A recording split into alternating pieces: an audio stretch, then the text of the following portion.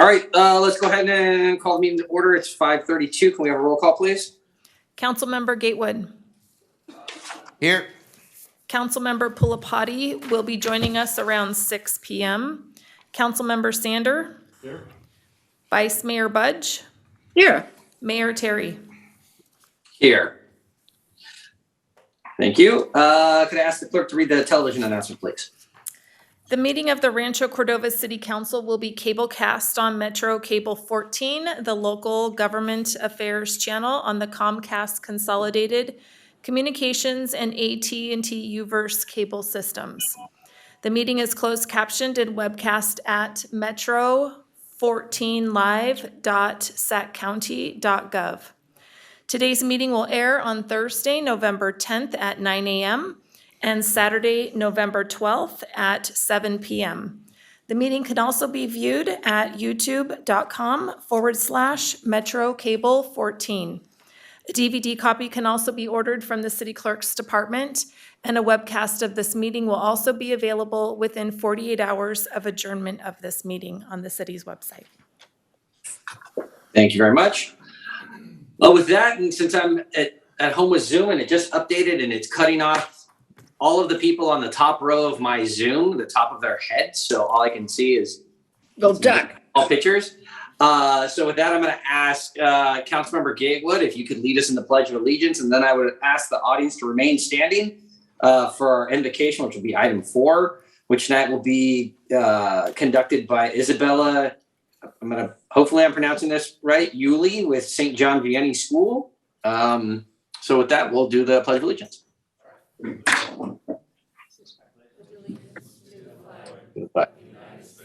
United States of America, to the republic for which it stands, one nation, under God, indivisible, with liberty and justice for all. And do we have Yuli in the room or on Zoom? Oh, there she is. She's about to walk to the camera. And please say your name in case I said that wrong. Isabella Marie Yuli. Oh, okay. Great. Heavenly Father, thank you for our mayor, the city council, and leaders at every level in our city. Give them the grace to bring truth, justice, and stability to our region. Give them the power to do what is right and to rule in fairness. May our community be known for its justice. As leaders meet today, give them the patience to listen to one another, the ability to persevere through obstacles, and the humility to serve our community with kindness and compassion for all.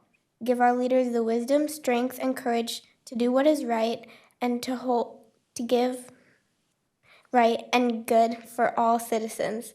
May they put the interests of others above our own. May they act with love and for the common good. May they be good neighbors, recognizing the needs of our community. This we pray in the name of all that we hold sacred and holy, all that is held good, right, and true. Amen. Thank you very much, Isabella. Mr. Mayor, I should interject. It's a little unusual, but Isabella Marie is on my Academic team that I coach at St. John Vianney.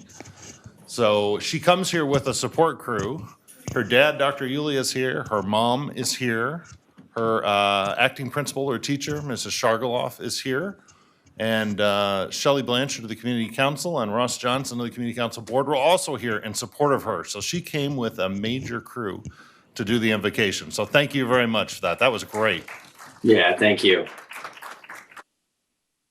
David, don't we remember that she did that at the State of the City? It's the second time in a week we've called on her to invocate. So Yeah. she's going pro on us. I'm glad I at least got to see this one. I wasn't feeling well at the State of the City. Absolutely. Thank you. Thank you very much. With that, we're going to move on to presentations. And 5.1 is introduction of new employees. And tonight we're going to start off with Arlene Granadosin, I believe is how that pronounced that. Jones? You got it, Is our Mayor first? Terry. Yep, you got it. Great. Hi, good evening, Mayor Terry, Vice Mayor Budge, and council members, and everybody in the room. I'm here just to introduce our newest planning staff member, Christina Beaudry. She joined us in August, and she'll just say a few words and introduce herself. Hi, my name's Christina. A little bit about myself. I graduated from UC Davis in 2019 with a bachelor's in international relations. So pretty unrelated to planning, but somewhat in the same field.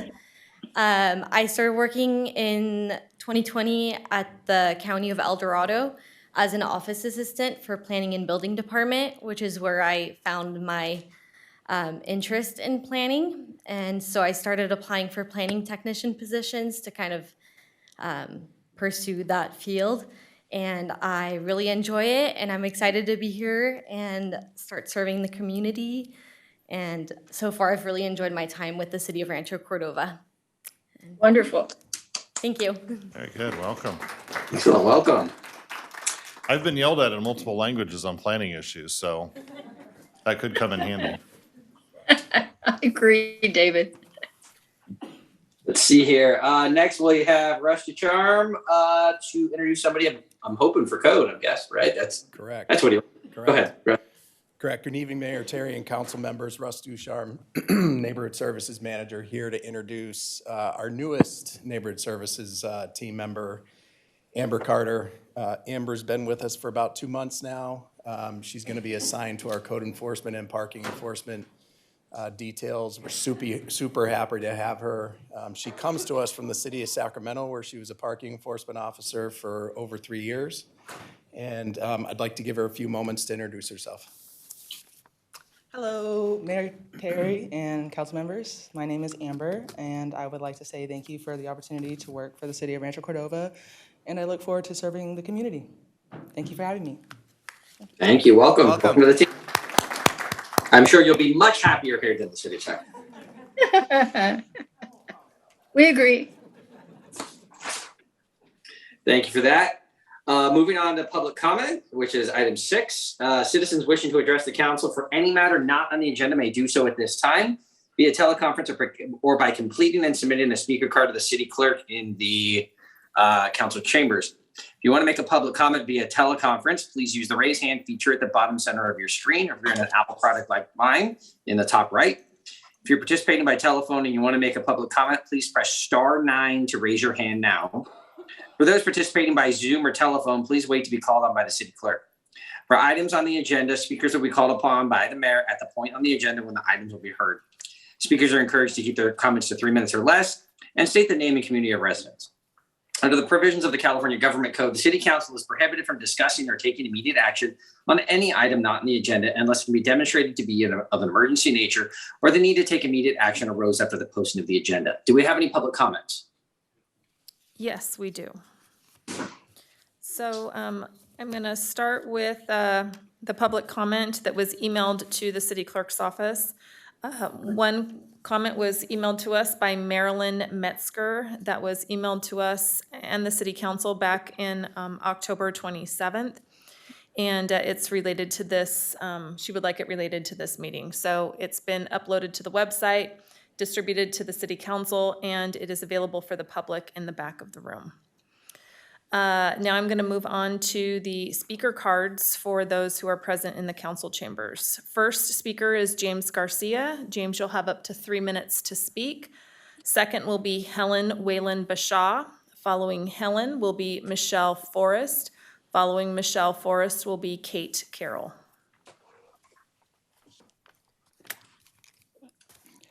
Hi, City Council. I'm James Garcia. I'm a resident of Stone Creek. I've been here before, but I want to give thanks to the city for giving accommodation for Fallon-McDermid syndrome. I do have a family member who suffers from that syndrome, so wanted to say thank you. It is a very, very rare disease, and thank you for doing that for us. But the other is my lovely Stone Creek warehouses and everything else. Just want you to remember all the code that we've been giving you with recognition of the Z-SPA and what it entails, developer agreements that are given out that last for 20 years. It really overstretches its boundaries, especially in this case where it was adopted by the county first, and it was subject to annual reviews. Our city has failed in that department in that it's only had one review, and it was done in 2014 as opposed to 2022 right now. So that developer agreement should have been null and void a long time ago.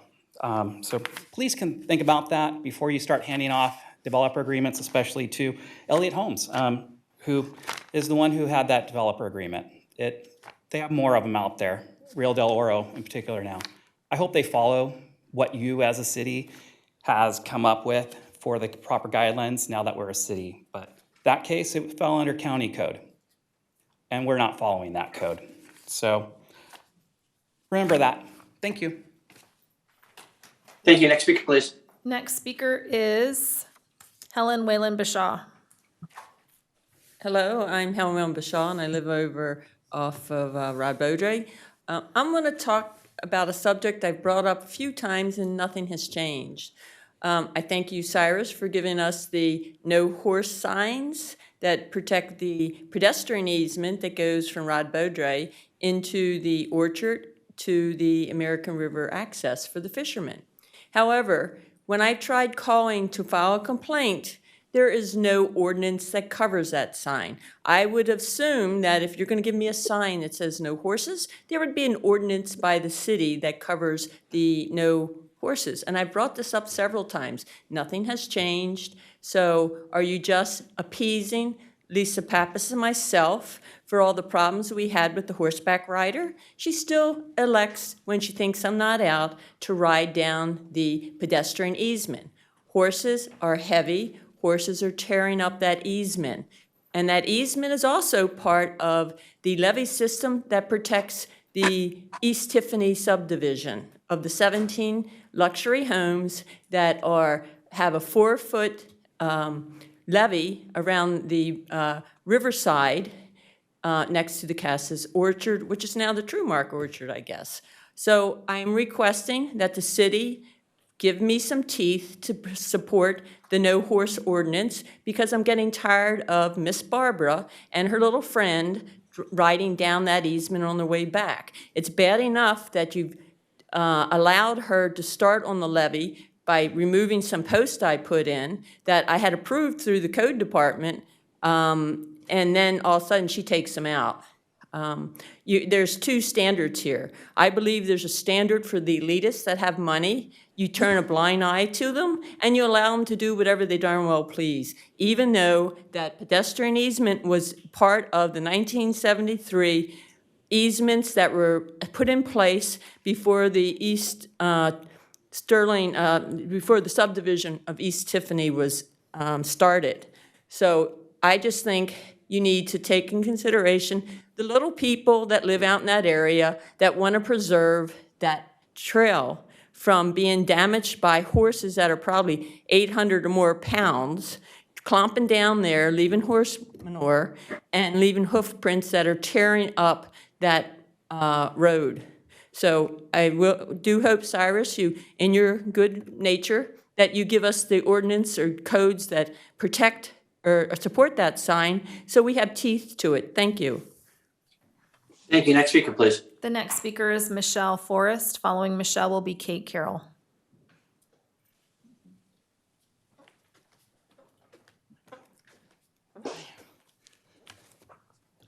Good afternoon, councilmen and councilwomen. This is about the Citrus Road easement, Citrus Road's encampment. So far in July, we've grown from 25 tents to 50 tents as now. So you're talking about 60 to 70 people.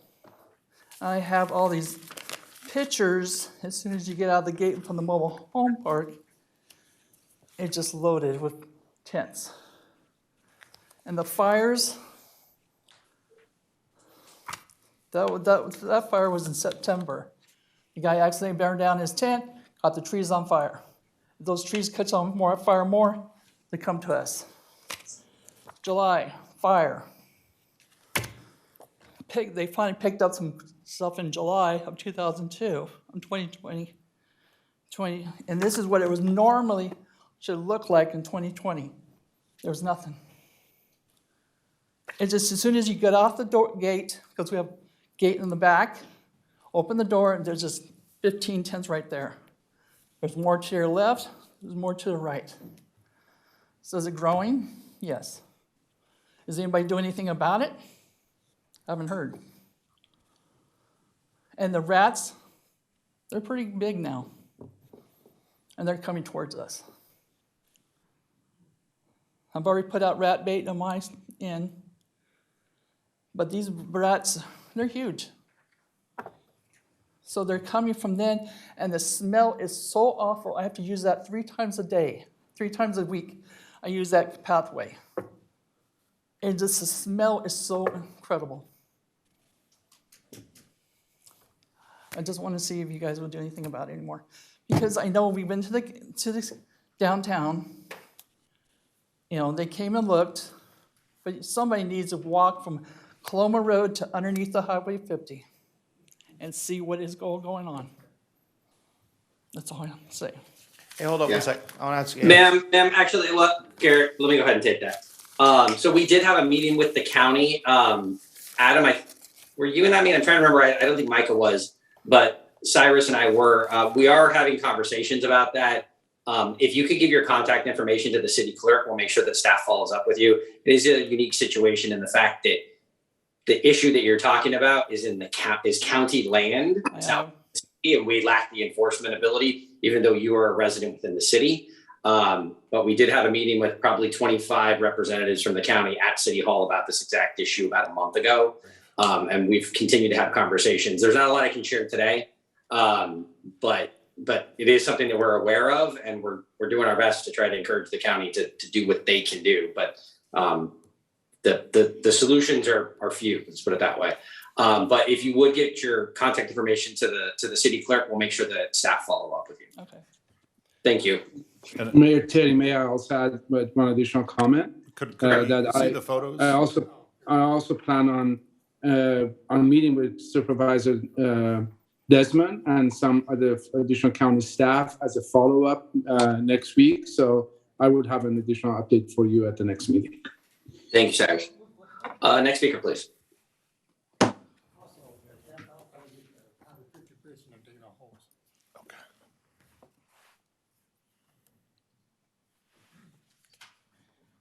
And ma'am, could we keep the photos and return them to you tomorrow after we take ma'am?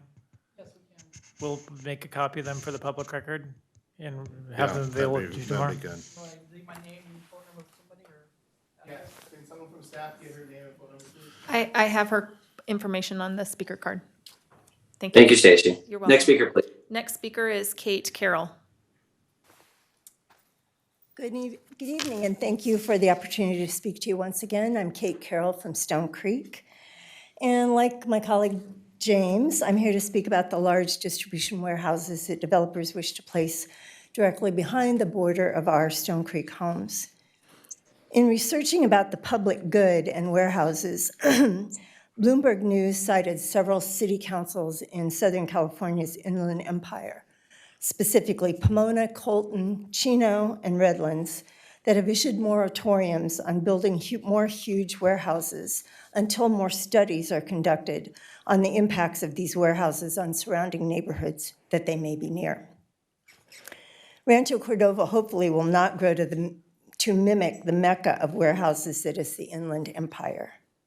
However, we who live in the Stone Creek area might very well face a future with a possible 9 mega warehouses if the development plans coming before our council are approved. These 9 would bring 1.6 million square feet of warehouse space, undetermined effects on our air quality and thus our health, as well as the traffic congestion and safety issues that to date have not fully been studied. Basically, it's the cumulative impacts of all of the above that are a huge concern to many of us. The shift in air quality from diesel particulate matter and the truck traffic that could clog our neighborhood and put our lives at risk. Once again, I urge you, our council, to establish a moratorium on the construction of any additional high-cube warehousing until further study can be done on their potential impacts. Thank you very much. Thank you. Next speaker, please.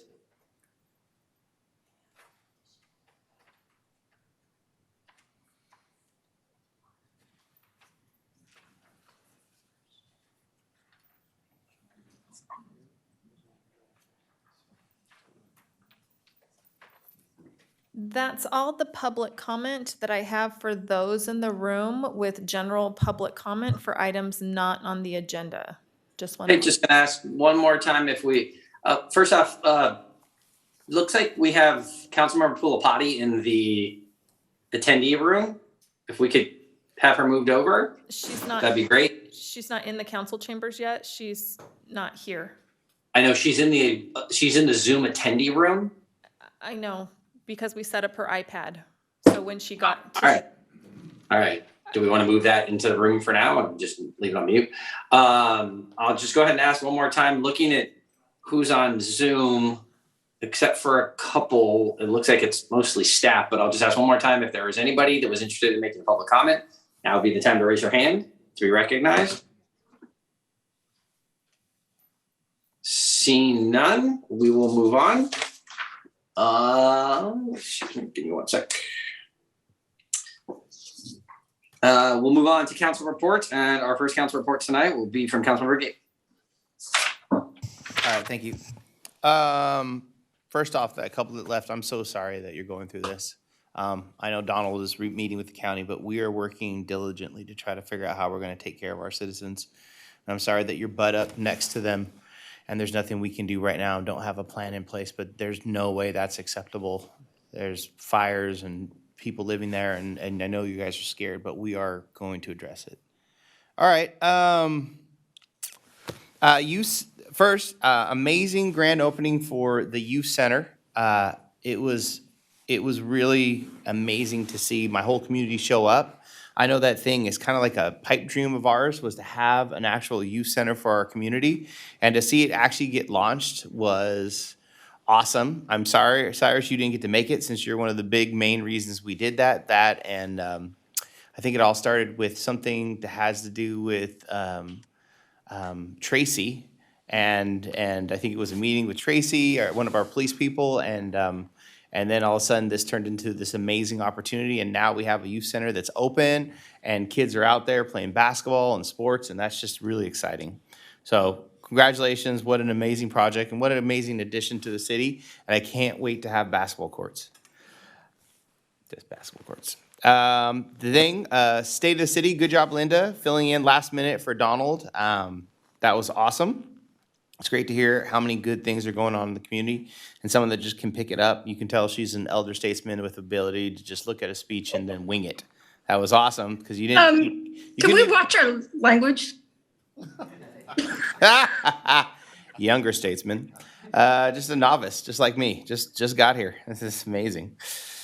Donald and I met with the Mobile Park Home Commission as we're talking about the stuff, an ad hoc committee. So we have that. We also, it has gotten really hard to be able to run meetings countywide to get a quorum. So quorum is where you got to get. So I tried to run a library board commission. And now that you've taken care of, Linda, all the drama and stuff, like no one wants to show up for the meetings. So literally I spend the first 15 to 30 minutes calling everybody to try to get them to show up for the meeting. And then they never pick up. And then because of the way COVID rules are, you have to tell them where they're going to be, and no one's ever where they're going to be, so no one ever shows up for the meetings anymore.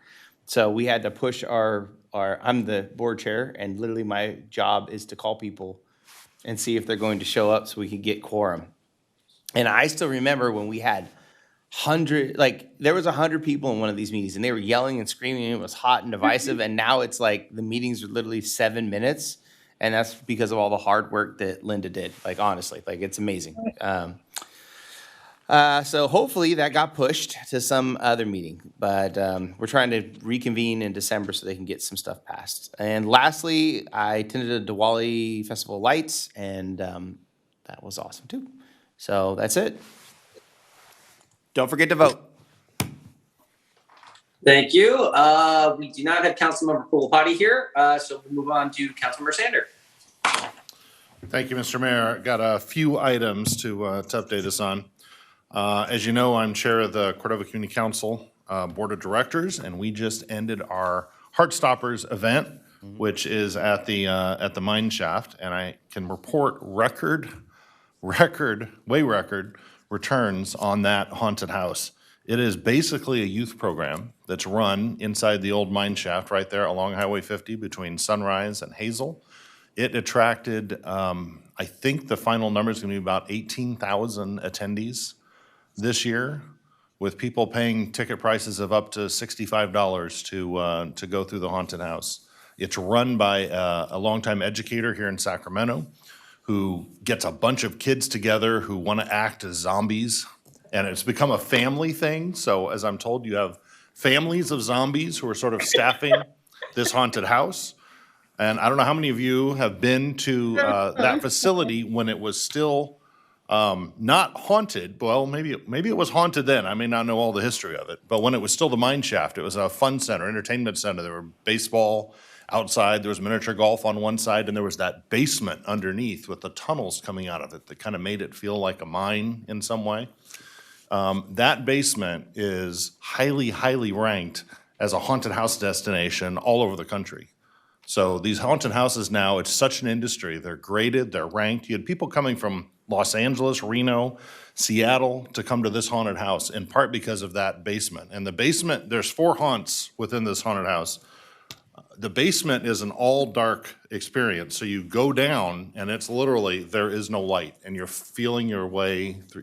I don't want to go into too much detail, scare people, but it was really successful, and we look forward to future years of that happening.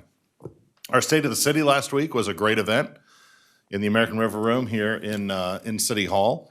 Mr. Mayor, I'm sorry you couldn't make it. That was you probably, that's unprecedented, I think, though, and really unfortunate to fall ill the day of your presentation. So thank you, Linda, for doing that. Years of experience have prepared you to step in like that. So that's the way you say it, Garrett. Years of experience. That was a diplomatic thing to say, David. Thank you.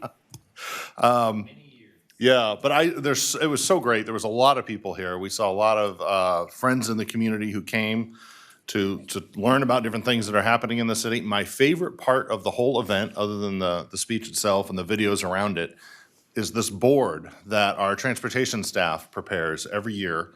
And they had it set up in this room that night. And I think you can see it online. I don't know if it's up yet for this year, but it's like a big map of the city, and it's got little pullouts of all the transportation projects that are happening in the city. If you stand in front of that and look at it, it is shocking.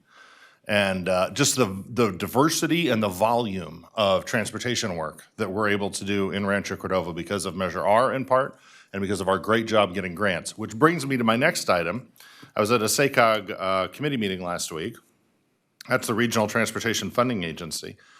And everyone on that board was sort of shocked by the size of the award that we were named to by the state last week. You've probably heard about it, but that Zinfandel Crossing project, which Linda and I think we first talked with Congressman Doug Ossie at the time in 2002? Something like that. 2001, something back in there, something in that time range, about a proposal to build a pedestrian connection largely between this neighborhood, which is one of the most densely populated private sector job areas in the region, over to the Target Center and Olson Drive. It's a connection over Highway 50 that is so difficult to make if you're a pedestrian or a cyclist in Rancho Cordova. And it's not just a pedestrian bridge. It is going to be a destination bridge with very cool architecture. It's the sort of bridge we hope that people will actually come to look at just because it's so cool. Part of what is likely to be included in that is some historical items from Rancho Cordova, so it might be something you want to come and tour leisurely as opposed to just ride your bike or walk across the highway. But it'll also have art, and it's going to be a vital linkage in how we get people from all of these jobs to all of those houses on the other side of Highway 50. So that was a really exciting award. So congratulations to staff for some really incredible work there. Cyrus and Albert and the whole team that put that together, that is an amazing award. It does speak, though, to sort of the times we're in, because we've had a lot of grants in recent years that did not get funded. We still get more than our share, but we had some that did not get funded that are repaving roads, fixing roads, widening roads. But a giant bridge that's just sort of a dream project, that gets picked by the state for funding because it is innovative, I guess, and it sort of sets a marker down for where they think the future is going. So that is really an exciting project. We're happy to have it. And finally, the youth center grand opening. I'm going to repeat myself because I think we were in meetings on that with the Boys and Girls Club back in 2000, I think it's the year 2000, as part of the Chamber of Commerce. I was on the board at that time. Kurt Haven and I we met with people downtown trying to say, how do we get a Boys and Girls Club in Rancho Cordova? And the response was from Fred Teichert, who's a great philanthropist here in Sacramento. He had just funded the Lemon Hill facility in Sacramento. And we said, how do we get one of those in Rancho Cordova? We have so many kids who need a facility like that. And his answer was, you have to raise a bunch of money locally. But if you get to a certain dollar figure, I think it was $5 million, we'll match it and take it from there. But the problem was, back then, before we were a city, the idea of raising $5 million was impossible, really. It was just too big of a number. We could not round up that much money. But boy, what a difference 20 years makes. I wish it wasn't 20 years, but what a difference 20 years makes. Because now, we just funded this facility. We still have them as a partner. And the city put in about $8 million into it.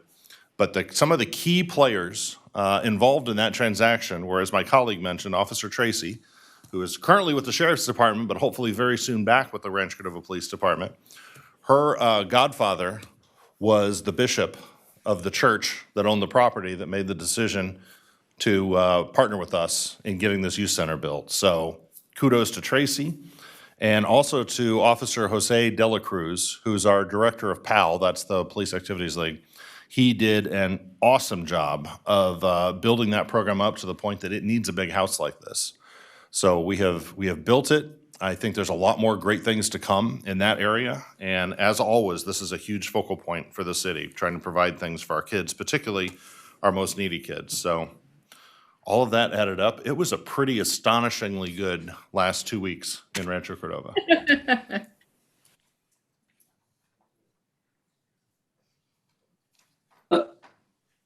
Thank you, David. Vice Mayor Budge. I agree with you, David. It's been an astonishing couple of weeks. Between family things and city things, I have been so busy. And it started off joining the Rotary Club to hand out dictionaries annually, as we do for all the school kids in Rancho Cordova in the third grades. And I did Navigator again, had a great time there. Community Council did their second half whistle stop to provide all the candidates for different offices around here an opportunity to come and address the Rancho Cordova area. Regional Transit met. I was thrilled to join our public relations communications team on Thursday night last week, 2 weeks ago now, for the Public Relations Society of America awards that they got. There were 3 or 4 of them. I think I've lost track, but they deserve every one of them. Took family to the Halloween concert at the Performing Arts Center and thoroughly enjoyed the music. What a wonderful performance. Donald, the guys are right. I had such a great time substituting for you at the State of the City. It was such fun. And we did interviews beforehand with people at KCRA, and that turned out to be a totally unexpected pleasure. Finding out that this young lady over there and I have something in common, which just happens to be over my shoulder. The youth center, what a great time. And I know that you all of you agree that if you build it, they will come. And my goodness, did they come. They were playing games out back, Garrett, on your basketball court and in the field. I didn't have a clue what they were doing because it wasn't the kind of games that my kids played. And I really still am not sure what the little green cones all over the back of the field were for. And I agree with David. We need to, with both of you really, this building is really truly a tribute to the hard work of Bishop Lovelace and our city manager, Cyrus Abhar. because the two of them just really took this project and just sort of pushed it over the finish line and made sure that it got on the ground. And I know we all had such a good time. The crowd was tremendous. Everybody that was there, and everyone had such a great time. And then finally, it was actually my true honor to join Diane Rogers from the Rancho Cordova Chamber in receiving awards at the what's always been called the Best of the Best ceremony. It's put on by the, it used to be called Russian American Media, and now it's a cultural, a cultural center. That was a significant honor. I want to, we need to adjourn tonight in honor of 3 people, but I want to ask a question first. First of all, is anybody but me having trouble keeping track of what time it is in the world? That was budget. You are not the only person. Oh, God. All right. Secondly, I'm probably not the only one that has received this debit card that supposedly came from the state of California, but it came from some sort of financial organization in the Midwest. And if anybody has any information about whether this is valid or not, I would love to hear it. So I'm asking that question on behalf of a lot of people, I'm sure, because I don't. As a guy that works at bank, and I haven't heard anything about them sending out prepaid debit cards. Well, I don't know. If they did, it would be B of A because that's who runs unemployment. So I thought did. Yeah. This one says Visa, but it came from something from Money Network Financial LLC. Not real. That doesn't sound real at all. Okay. We need to adjourn tonight in memory of 3 people. And the first one is a perfectly lovely lady who was a teacher here in Rancho Cordova for so very long, Connie Mahoney. At least one of her sons is still a teacher today, teaching at Navigator, and she taught my kids. Her son is teaching grandkids, and Connie was just the most marvelous person. Merlin and Doreen Mock are some of the founding families of Rancho Cordova. Doreen had a perfectly beautiful voice and sang professionally for years. Her husband, Merlin, is a founding, I think the only remaining founding member of the Rancho Cordova Rotary. And then finally, our dear friend, Bob Burns. And I know we're all thinking of Bob Burns this week. Veterans Day obviously is not taking place. I mean, it's going to happen, but it's not going to be celebrated on Friday the way it normally is. And we'll probably never go to a Veterans Day or Memorial Day celebration again that we won't think about and miss Bob. And so for everybody who's in the chambers tonight, there is a Buddy Poppy display in the back of the room. And I hope everybody will stop by and buy a Buddy Poppy in memory of Bob Burns. Thank you, Donald. Thank you, Linda. And thank you for letting us know about Bob. I had not heard that. That's very, very sad. Let's go back. Siri, are you ready to give a report? Sure, Mayor. Thank you. Go ahead. I know most of the events are probably covered by my peers. The State of the City address, I attended that. Linda did an amazing job. Attended the youth center. There was a wonderful opening, a lot of youth, a much needed opening. Council member Donald and I attended the 2x2 by the Elk Grove School District. We covered the usual line items. My common push, as usual, was the need for the middle school, high school. And the update that we have is we need more elementary schools before we have the middle and high schools. And because of the round year-round schooling that's going on right now. The schools are not yet bursting at the seams to have more elementary schools. So we need to start bursting at the seams. We need to have more housing. We need to have more kids in the district in order to get our middle and high schools in the newer area. So I'm going to keep pushing for that. Also, we've had a conversation on the COVID cases. It did look like there is a reduction in the COVID cases in the school district, but there is still enough cases that are still coming by. So still, please be safe. I also attended the Russian Media Gala Awards. So congratulations to our council member, Linda Budge, and to the Woman of the Year, Chamber of Commerce, Diane Rogers, for receiving the award. I was really pleased to be there to support them while they were winning this award. Go Rancho. And remember, tomorrow is the last day to vote. So if you've not done so already, please go out there and vote. And be dry out there today. Thank you. Thank you, Sherry. Back to my notes here. Well, I'm going to repeat a bunch of what other people had said and start off with Linda. And Linda also mentioned that at like 8 o'clock in the morning on the day of the state of the city, probably with 20 minutes notice, jumped on KCRA and gave that interview.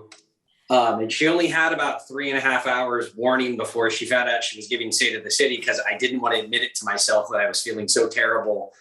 And I kept thinking, if I just sleep a little bit longer, I'll be fine. And about 2:30 or so, I finally let staff know that I didn't think I was going to be able to do it.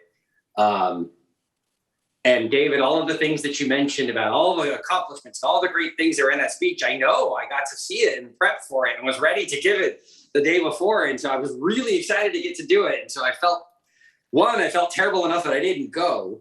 And Linda, thank you so much for not only getting up early in the morning and jumping on TV, but then also representing our city that night. And thank you to everyone that sent text messages that night, wondering if I was okay and everything else. I will admit I was asleep by the time you were giving that speech.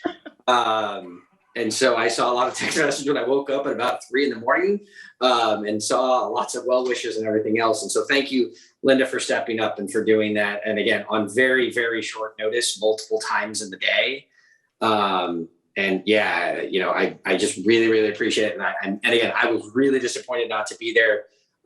Staff and everybody worked really hard to put together that night. And we've been working on that for at least 3 months. And then also I would just say, just kudos to everyone that made it a fantastic year. We've got ribbon cuttings that, and I'll talk about the youth center next and some other things, but we've got some exciting things even this week. The Sprouts is going to open. I know I'm going to go and welcome their new employees on their first day of work, I believe on Thursday at 6:45 in the morning, I believe. No, wait, Thursday? Yeah, No. Thursday evening. It's Friday morning. Friday morning at 6:30, I'm going to the Sprouts, which will be their first day of opening, and they're going to have a morning huddle with their employees before they open their doors, and I'm going to show up for that. Which again was something that was part of the speech and some other things. But again, thank you, Linda, for being there and for doing that. Thank you to staff for everything that they did to put it together. And again, kudos to staff and everybody for a fantastic year. There are a lot of things to be proud of. We're coming out of a pandemic, and there are a lot of exciting things going on in the city, and there are a lot of great things happening for youth, which was really what the theme of that evening was really about, was all of the great things that our kids are going to be able to do because of the work that happened this year, along with phenomenal growth and great new businesses and all kinds of new opportunities and new jobs, and whether it's UC Davis or it's Solidyne or all kinds of other just very, very exciting things going on. The youth center.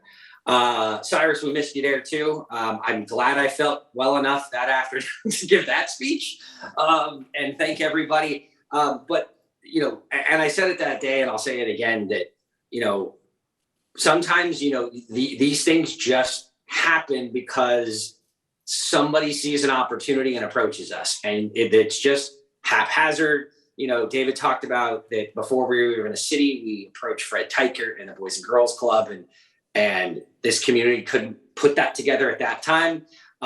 We didn't just wave some magic wand. Bishop Lovelace, who was in retirement, came back to the Center for Praise, and they had 3 different churches in that area on Investment Circle, just off of Folsom Boulevard. And he had come to watch his goddaughter receive a recognition at a city council meeting. And after that, he went over to Cyrus and said, hey, we got this church that they think they're going to sell it, and I'd rather just give it to you guys if you want to make it into some sort of youth center. That was the catalyst. He showed up to a city council meeting. I mean, I can tell you, I know Bishop, he and I served on the Urban League board at the same time that this happened. But sometimes it just takes somebody saying, hey, I got a better idea than just trying to make money, and we had, a modest budget, to do a remodel on the facility. And it was, I don't know, $2-3 million, I think is what we were talking about a couple of years ago, 2-3 years ago.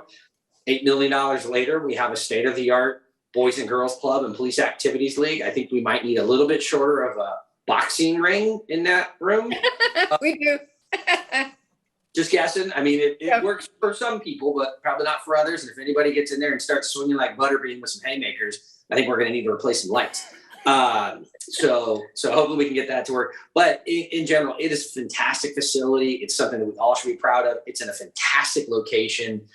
We've already worked to acquire some land near it, and we're working on some other plans for that area. But to have something so centrally located to the city, but off of the main street, to where it's safe for kids to walk there and to be there, right near multifamily housing, only a mile or so from a high school and a middle school. We just couldn't have thought of a better place to put that thing.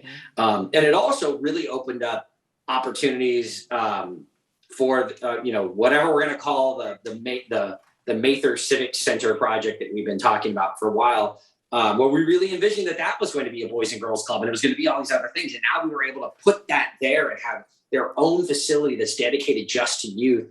It really opens up a whole host of possibilities in the other facility that we're planning. And so fantastic work, Cyrus, Micah, and everybody. Megan and Edgar, I know, spent the better part of their life for the last 2 years putting that project together and overseeing it. And they just did. I mean, I just have to say, it blew me. It is so far beyond what I thought was possible at that site. To go there and to see what has been built and developed for our children.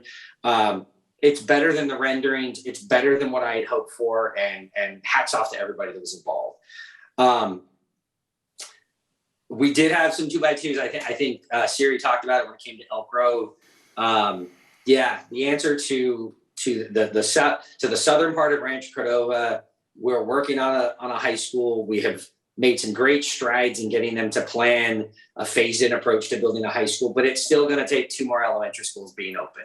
And so that means more and more buses to Pleasant Grove and to Albiani. And we're going to continue to have those kinds of struggles that a growing new community has. And the fastest way to solve this problem is for people to have babies and convince people with babies to move to the southern part of Rancho Cordova and buy houses. And the faster that those neighborhoods grow, the sooner we're going to see a high school. There's really no other way around that. They just need the numbers to work, and they'll build it. Finally, I'll just remind folks that we have now left the spare, as the Air District board member for the city, we have left the Spare the Air season, and we are now in the check before you burn season. So if you're going to start a fire in your wood fireplace and you're going to burn wood smoke, please check the check before you burn. I believe it's checkbeforeyouburn.gov or .com, or the Sacramento Air Quality Management District website to make sure that it is a safe day to burn. I will tell you, if you've looked out your window today, it is raining. I'm guessing it's safe to burn if you want to. And so with that, I will ask if our city manager has a report. Thank you, Mayor. I'll try to be brief on my report. First of all, I think, as Councilmember Sander mentioned about the big grant, I just wanted to be sure that we don't celebrate a little too early. There's still one final step that needs to happen. The project and the funding has to be approved by California Transportation Commission in early December. I'm not expecting any issues, but we will have more updates for you on after that date. But I wanted to acknowledge the great work that Edward Medina and Albert Stricker of our public works team did to put this winning application together. It's truly remarkable, and it's an extremely large grant, and we'll be able to share more information with the public once CTC officially approves it.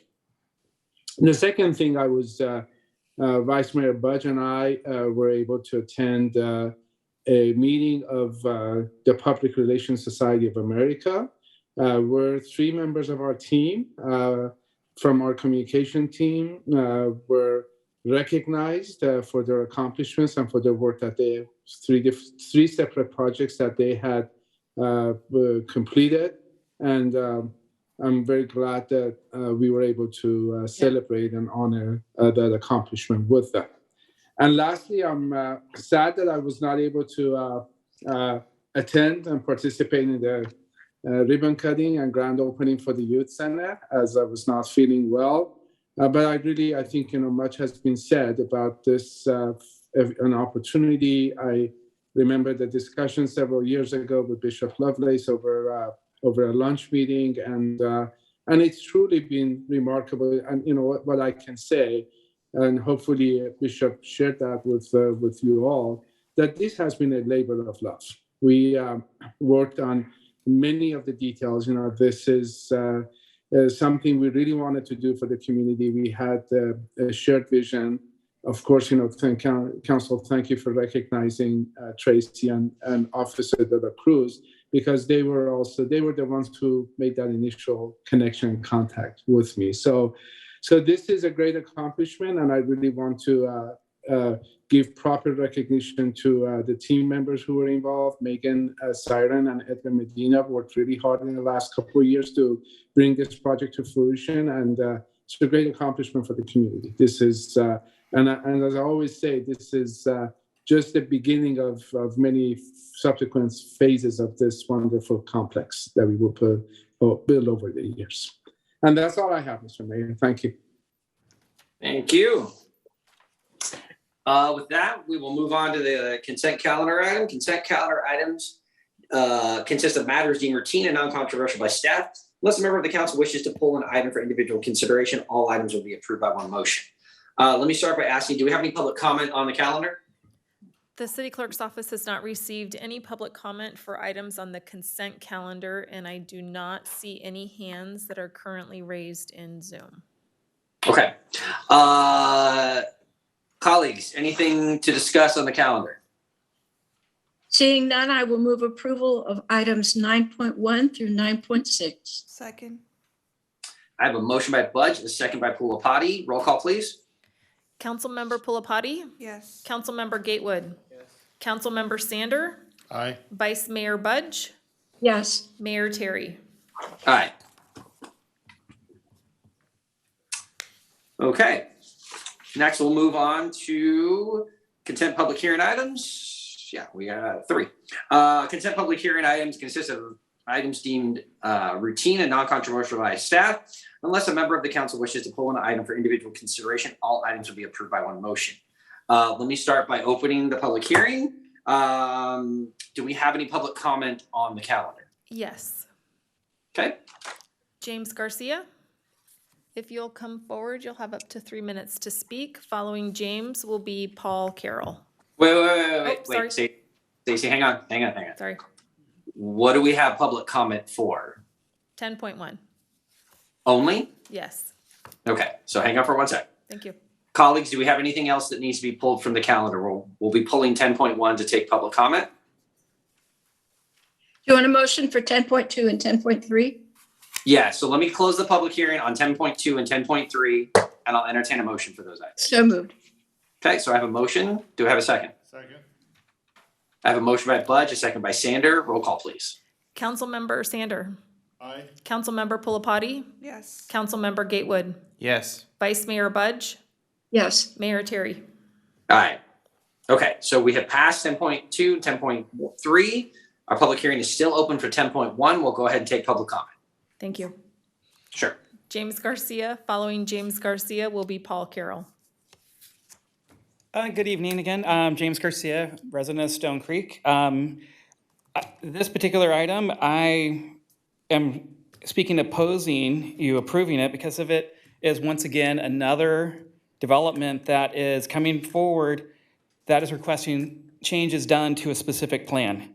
In this case, the Sunridge specific plan that was set up and has been in place and is trying to allow for more two-story homes. It was designed to have two-story homes, a two-story home, a one-story home, and then a two-story home. You're not supposed to have more than two in a row. It kind of defeats the purpose of having a plan and a guideline if we're continuing to fail to actually follow them. This is third item I've brought in the Stone Ridge specific plan area that has come before you. And the fact that it's actually just a roll call item to go ahead and snap it together and approve it for a major design review amendment, it is kind of at a loss to me for why we're doing plans in the first place. If we want them all gone, let's get them all out of here. Get rid of the Z-spot, get rid of this specific plan, do something about this. Stop making plans and allowing a developer to come forward and break them. Because in this point, it's kind of maddening. Why are we doing that? Why do we change plans? Developers know full well what they want to build ahead of time. They agree to it with a developer agreement that says, hey, we're going to build a community for you. We know we want to have so many homes per density based off the zoning, and you change it. Constantly want to change it. There's a lot size for a reason. Build a home that fits within that lot size. Stop overbuilding humongous homes and jerry-rigging them to get them put in the home, in the lot. We need to actually follow a proper plan. That's your job to help review this task. The planning department's job to go ahead and actually put foot on the agenda if it's actually meets the criteria without special conditions, without consideration for a developer that says, oh, too bad. I need to be able to build more homes. I want two-story homes because that's what the public wants. But if it was designed to be this way, don't take the project on. Don't agree to build if you can't follow what's going on. This is getting ridiculous that this many projects, different developer this time, we've had multiple developers that continue to do this. Treat our city with respect, follow our rules. Stop making changes to specific plans, special zoning plans. It's ridiculous. Next speaker is Paul Carroll. Good evening. I'm Paul Carroll from Stone Creek. I'm also opposed to the major design review amendment. For me, perhaps a little differently than James, it's really about the change that happens with this modification. The design that was established, the standard under consideration, was established to create visual variety. Modifying it essentially changes it to potentially being all two stories. The required one-story floor plans also create an alternative for those desiring or requiring a single floor design, perhaps due to aging or a handicap. To change to all two-story houses denies the possibility of diversity now and in the future. Design standards are established to create the nature of the neighborhood, and changing those design standards for the expedience of the builder is to negate the process. I note that the design standards didn't say no two-story houses in a row unless the builder can immediately sell the one-story house. Other developers have faced this challenge. I know in Stone Creek, there were a lot of one-story houses sold before Elliott was able to sell their two-story houses, but they were all built according to the design. The choice you're making now will impact this neighborhood both now, but also for the next 50 years or more. This is establishing what this neighborhood will be both for the people that are buying it new, but the people who will live in it for a very long time. And eliminating the possibility of that diversity in this very simple choice seems to me to be a very serious choice that you are making. So I urge you, the City Council, to deny this major design review. Thank you.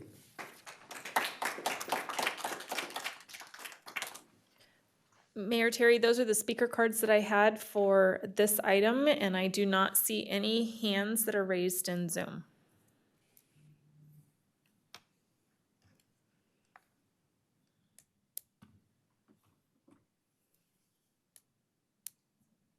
Mayor Terry, I think you're on mute. Sorry, I'm talking to myself here. Is there a staff member that would like to present on this, or a developer that would like to address what was said before the council discusses it amongst themselves? Mayor, I see somebody's raised their hand. I don't know if there's a public comment on this topic. Raise their hand in the room? I saw it on Zoom. You're saying on Zoom. Okay, we've already asked for public comment, so we're beyond that now. Is there a staff member in the room that would like to talk about this better? Queuing it up. Yep. Good evening, Mayor. And actually, now that I'm saying that, is the person on Zoom the developer by chance? Or the applicant? Yes, they are here. The applicant is on Zoom. Okay, can we move them into the room, please? Yes. It'll be Jeremy Sutter with Rich American. Okay. But whoever's got, I'm assuming Chance, is that you? Yes. Go ahead. One moment.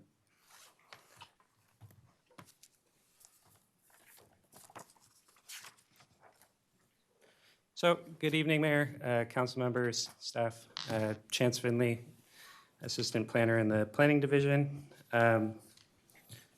So, this is just a major design review amendment, the Montalena subdivision. Let's see.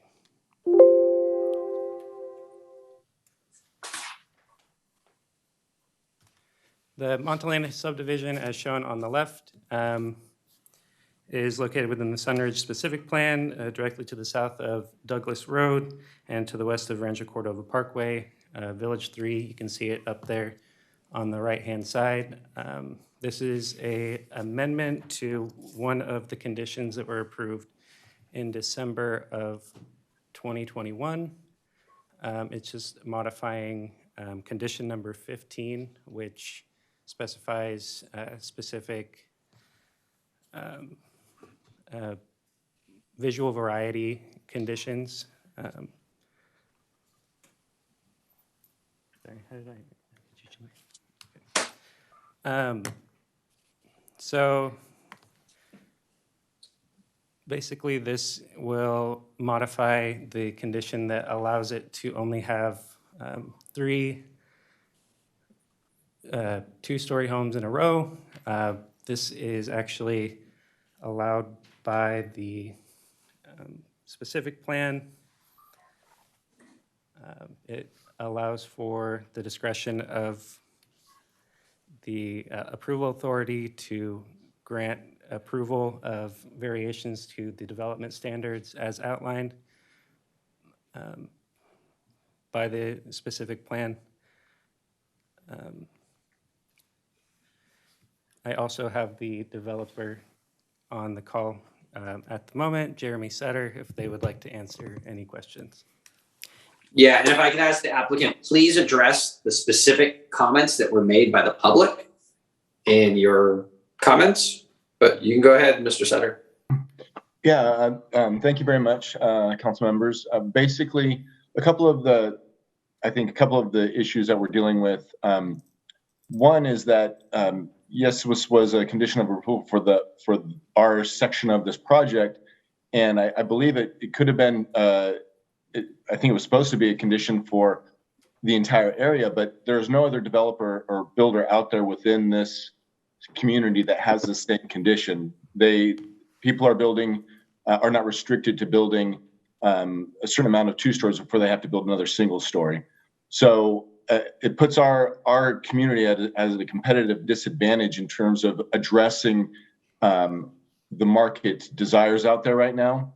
Our lots are a little bit smaller, so we're not able to put a larger, like we're doing a single story that's about as large as we can put on these lots. And it's just not a single story that is really marketable at the moment in mass quantities. We are still committed to doing the single stories, and one of our models is the single story, so we're not going to stop building it. If people come in and they want to buy it, and we are still trying to sell it, and we're promoting it. So if people come in, like as the one speaker said, they want to accommodate needs and things of that nature, we have it and we're trying to sell it. And if people come to buy it, we will build them. So we just don't want to be hamstrung by like lotting specific amounts of these out there when there's not a need for it. What happens that if that is the case, then what happens is it makes the project not very successful, because we'll have either houses that aren't moved into if we elect to build them without a buyer, or they'll just be vacant lots waiting for a single story to be built that nobody wanted. And so it creates a situation where the in today's environment with the market and everything, where it's just not the houses just aren't being built and sold as well as they could be, and it depresses the market in terms of that neighborhood if houses aren't moving. And so we're trying to meet the market demand of what's out there, and that's why we're still selling it. But if 25% of the people coming to our community don't want single stories, then we're not really serving the marketplace. And this is, as I said, this is a condition that is on our part of the subdivision only, and none of the other surrounding builders have it. So, Mr. Mayor, Donald, I'd like to speak to the issue. Go ahead. Okay, so having lived in Stone Creek for 20 years and still missing the fact that we don't live there anymore. Stone Creek was designed in the late 1990s to early 2000s at a completely different point in the market. The Tuscany Village, actually all three of the original single family, not close lot like townhouses, villages were designed with 3 model homes that were single story and only 1 model home that was 2-story. And of course, as most of you know, we had in the Tuscany Village, we had the really large 2-story. But in the Tuscany Village and the south side of the Tuscany Village, all those lots are 1/4 acre, because that's what these larger footprints for the single story homes required. Those single story homes are all like 25 to 2,600 square feet. And ours, our 2-story was 3,700 square feet.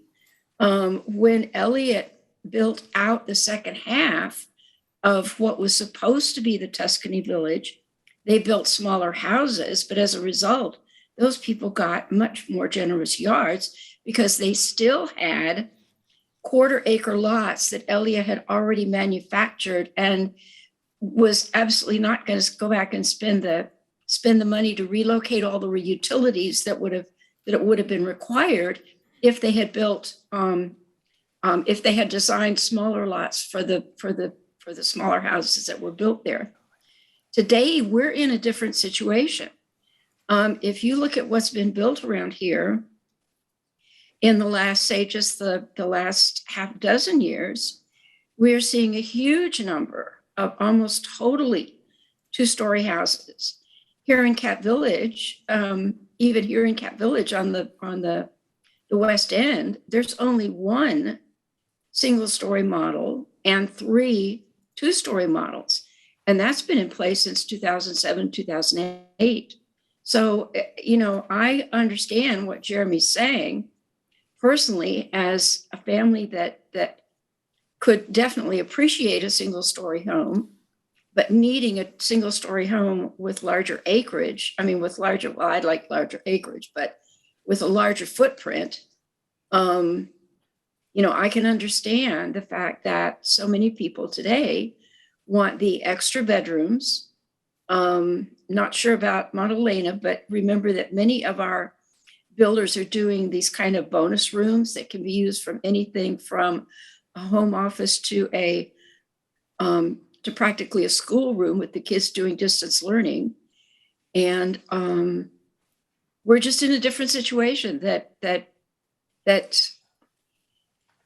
encourages us to look at this particular plan and see if changes need to be made.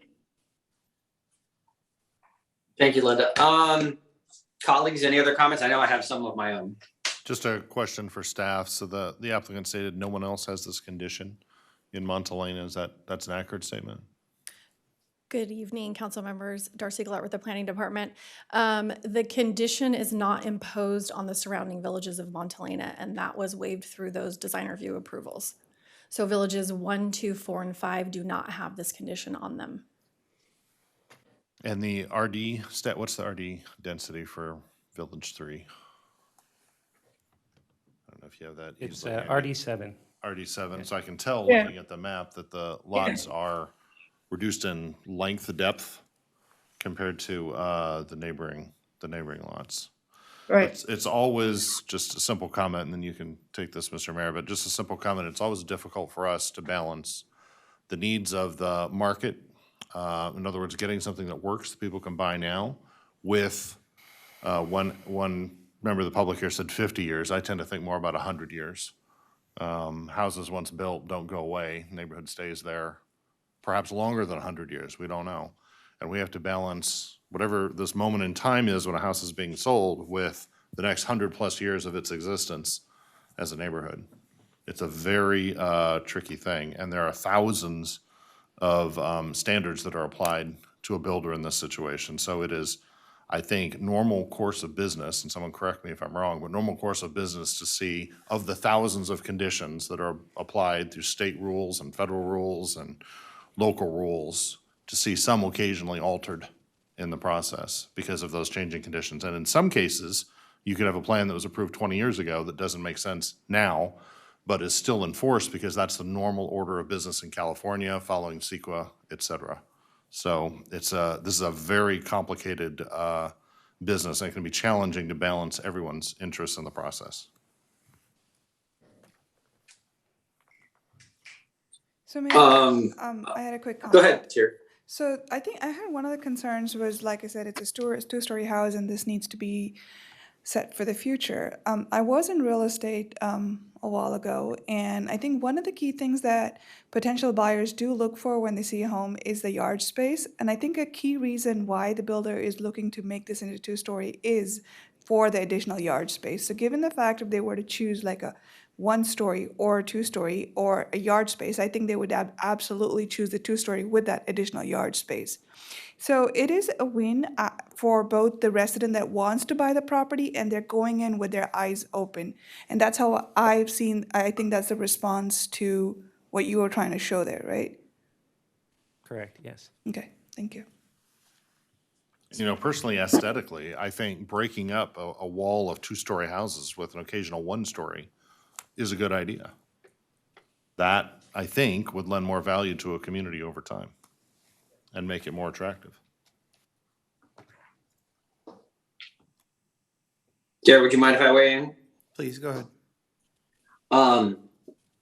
So, and I get the frustration of the commenters. I know the other issue that's coming up here and the fact that there are rules in place that were in place with the county, and there's been, feedback given that we may be helpless in some ways to stop or to change some of those rules because they have vested rights and other things like that. And why are we doing it then when these developers ask for something? I don't know if we can take every instance or take one instance and then try to apply that frustration to every other development that comes along within the city. In this case, a single family home, if I just look on my street, I live in a 2-story home and I live in what is the smallest footprint of a home on my street. Therefore, I have the largest backyard or yard space of anyone on my street. One, because I live on the corner, but also because I have the smallest footprint.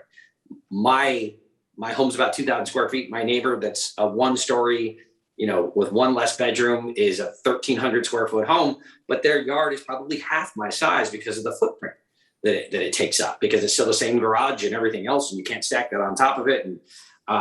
And so I get from that standpoint, and what Sierra and I were just talking about when it comes to one of the goals of that neighborhood, and I get David's comment about 100 years from now, nobody's going to be talking about the fact that it took 2 or 3 more years to get a high school. But the point is that to market these homes and people that are moving from the Bay Area and other things like that, some of them are moving here because they get a yard. And if it's a very, very small yard, that may be far less attractive. And yes, could we build smaller homes and do certain other things? I guess. But the other thing that I know about this development is it was designed and owned for years by a company that didn't build houses and probably agreed to things that they probably shouldn't have, because all they were trying to do was get this thing to market and sold to builders that Mr. Sutter and his company have come along and are trying to build homes and put them there. And it's now their problem to figure out how to market this and get people to want to move in there. That was never the concern of the people that were putting this together. It was our staff and a company that was looking to sell the entire thing, frankly, to make enough money so that they could go build something just outside of the city that was much larger.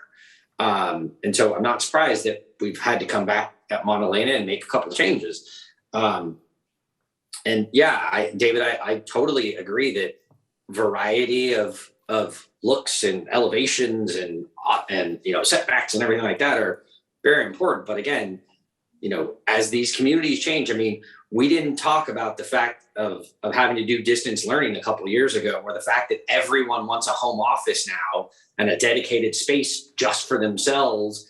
That was not an issue. People went to work a couple of years ago, and now they don't. They work from home. And so the design, not just of what the house looks like and what the footprint looks like, but what you have to put inside now is completely different than what it used to be, because you're dealing in a lot of instances, we're dealing with people that are moving from apartments in the Bay Area where they're stacked on top of each other, and they're moving here and they want a yard and they want their own dedicated spaces because they're working from home nearly all the time now. And so the landscape has completely changed. The one thing I would say about the variable to all of this is, the average mortgage payment from January to today is probably triple in interest because of inflation and interest rates, and what does that do to the appetite for the size of a home and what people can afford a year from now is going to probably change this again. And I think from this standpoint, where we can be flexible, and again, coming back to the commenters who, some of them did comment on, other projects that are going on in Stone Creek that aren't related to this, where we can have flexibility, we should. And do our best to make sure that we're meeting the market needs and being a good partner with our development partners where we do have the ability to do that. And then in some instances, we don't have the ability to do that. But again, we're not talking about those projects tonight, and at some point very soon, I believe we will. But in this case, I think it's a reasonable request. It's also not an expectation of the other surrounding villages in this subdivision. And so, if this is what this developer thinks we need to do, I think it's a reasonable request, and I think it's meeting the market needs. And to be frank, if interest rates keep doing what they're doing, we're probably, like Linda just talked about, if we go back 10 years ago in Stone Creek, they had these massive lots that they started putting homes on that were half the size of what they planned for, because nobody wanted to buy those homes that were that big, because there were tons of homes that were underwater in that neighborhood, and sales prices were not what they were. We're probably, from Stone Creek, 8 years ago, the average new home is selling for $200,000 to $300,000 more than that. And that comes with costs and sizes and all kinds of things. I mean, we're not back to the time, in Anatolia when they were building 8-bedroom homes, but we're not far from that. And we're also talking about next gen homes that, have, separate, dual front doors and separate, living spaces for grandparents and rentals and all kinds of things within the same home. Those are things we didn't even contemplate 5 years or 10 years ago. So again, where we have the flexibility, I think it's okay. But again, to the commenter's point, there are instances where we're stuck with whatever that plan is, and there's only so much we're going to be able to do. I think we've all weighed in except for Garrett. If there's anything that you wanted to share, Garrett. If not, it's okay. So my whole thing is that we really do need to take a look at our planning standards, and if everything's going to shift and change, because we had an idea of what we wanted to design and then they change it out, and it's kind of feeling like that's happening all the time. I don't know if that's going to become something common, and we need to relook at our standards because it is kind of interesting how everything seems to be shifting and changing on us all the time, and they keep coming back for variances. And I'm not necessarily disagreeing with that, but I mean, like, at some point we have to be like, look, that was our standards that we put in, and that's supposed to be what you append to or adhere to. However, I don't think it's fair to push something down that everyone in the community of developers haven't built. That's bad governance. So I agree with allowing them to take that change, but I do want to start looking at this a lot harder, and hopefully our planning commission and other groups can have a way in and be like, look, that was the standards we started with. We really need to maintain those standards going forward. That's it. Thank you. Okay, if there are no other comments, I'll close the public hearing and ask for a motion. Linda, if you're speaking, you're on mute. There you So go. I will move that we find that the prior environmental documentation is adequate and appropriate, and we adopt the resolution for the Montalena Village 3 Major Design Review Amendment. I have a motion. Do I have a second? I second. I have a motion by Budge, a second by Pulapati. Roll call, please.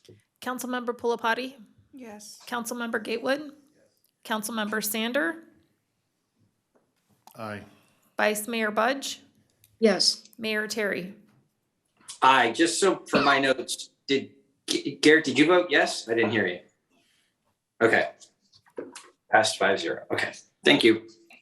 That concludes our consent public hearing items. We have no public hearing items, so we'll move on to items 12, our regular calendar items.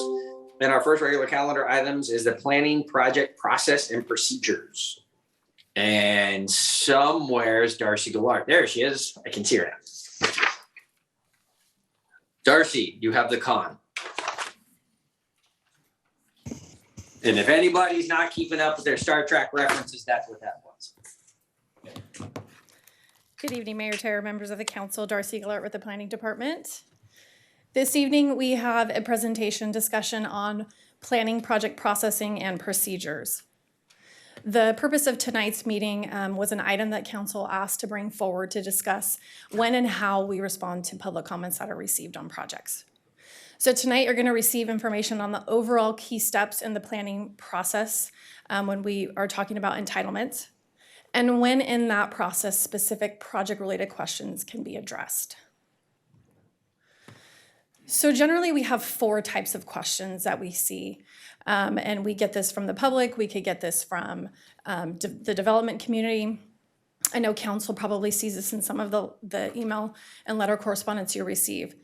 So generally, these 4 types are, one is process questions. So an example of that would be, what are the noticing requirements for a conditional use permit? And just backing up, tonight's conversation is not based on any specific projects. This is just a general conversation. The next type of question we receive is general technical questions. So an example of that might be, what is a parking requirement for a retail use? A third type of question we get are project-specific technical questions. So that would be, is the project consistent with zoning? Does the project meet the required findings? And the last question that we get, not often, but sometimes we do receive that, is a personal opinion question. So, do you think this project is appropriate for the community? These are questions that sometimes staff gets, sometimes council gets it, probably planning commissioners will get. So moving forward, before we talk about those specific questions and when they're answered, we're going to go over just those kind of key steps. And what we did was broke it down into 4 different categories. First category being our pre-application coordination process. So this is just initial inquiries to the city for potential development projects. These folks might come to our development services team meeting, which is like a pre-application meeting. And generally, these are high-level questions on a potential project. Sometimes they're actually just tenant improvements for a potential business coming in, but not always do these actually become projects. So this is the very first stage in the process. The second stage would be an actual application submittal. So the city receives an application for some type of development. We receive the fees, we receive submittal materials. And what happens is that all gets entered into, you probably have heard about Intergov, which is our permit tracking system. So another cool kind of thing that we just started recently was we have Rancho Cordova Connect. So within 24 hours, generally, of an application being submitted, that then gets uploaded onto the Rancho Cordova Connect. And that's an online map. Somebody can go on there, they can pull up a pending application, they can see the plans that have been submitted. The next step would be the application review process.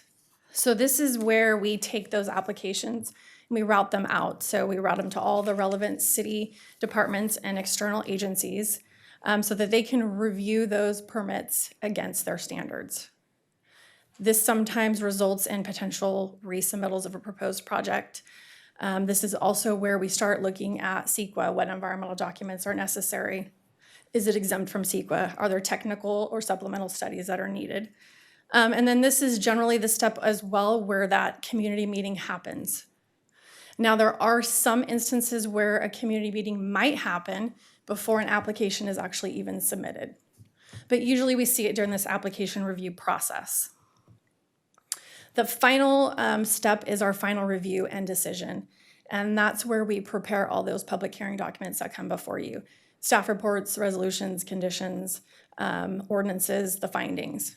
This is also the step where the public hearing notice is mailed out. And so generally that goes out to everybody within 500 feet of the project site. There have been instances, most recently as well, where we have expanded that for various projects throughout the city to capture a larger mailing group. So now that we've kind of walked through those different steps, we're going to talk about when in the process can we answer any of these questions. So I'm going to back up because what you don't see on here is the personal opinion questions. Personal opinion questions that come to staff will never be answered by staff. The reason being is that's not our role, is to answer a personal opinion question. Our role is to take a look at the project and balance that against the rules and the regulations. So those are questions we will never provide an answer to. The next one would be process questions and general technical questions. So these are questions that, if you recall, relate to what is the process or what are the code standards that we use for a specific project. So if somebody were to want to know where in the code would I go to look to see what the parking standards are? What is the steps in the process of a use permit? Those are these types of questions. And we can address those at any time during the process, prior to something being submitted, and step 1 and step 2 and step 3. The last one are project-specific questions. So these would be questions that rely heavily on maybe technical studies that are still in an admin draft stage. Questions that are associated with evidence that we would bring forward to support specific findings on a project. So if we were to get a question that said, does the project meet finding number 2 of a use permit? And we're still in the review phase, that would be very difficult for us to answer. Because maybe at that point in time it does, but in a resubmittal, things have changed and now it doesn't and they need to make more changes.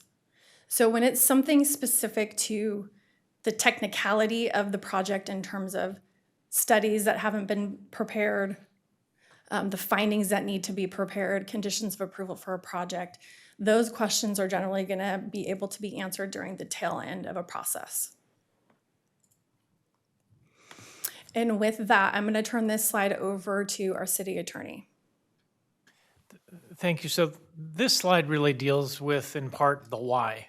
I think Darcy's given you a great discussion of, from a functional and from a planning perspective, the thought process and the rationale for the city's ability to be responsive to certain kinds of questions and answer certain kinds of questions at different points in the process. But this slide addresses the issue of why can't you answer these project-specific questions earlier in the process than after the application has been reviewed. And this does require everyone to understand the answer, to be willing to put themselves in the shoes of another person. We absolutely appreciate that the community would like to know information as soon as possible. We absolutely appreciate that whether you're a neighbor concerned about a project or a developer trying to get a project approved, that development takes a long time. That getting a large, complex project over the finish line takes a lot of time, and I think we're sensitive to that on both sides. But one of the reasons why it's so important that we wait until we get, in many cases, into the actual final public hearing, is that the applicant bringing a project has a right to due process. They have a right. We've talked at length about adjudicatory proceedings. The hearing you just had was an adjudicatory proceeding. And that's a hearing that's a process in which, whether it's a variance or a map or a design review or many different projects where you're, as Darcy said, looking to apply an existing set of facts to an existing set of law. And it requires you to hear all the evidence on the record.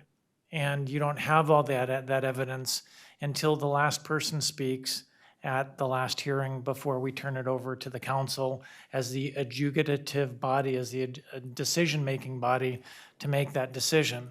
So it would be unfair for us to put ourselves, we don't have the right, as Darcy suggested, to put ourselves into their position, whether it's staff or the city attorney's office or the city manager's office.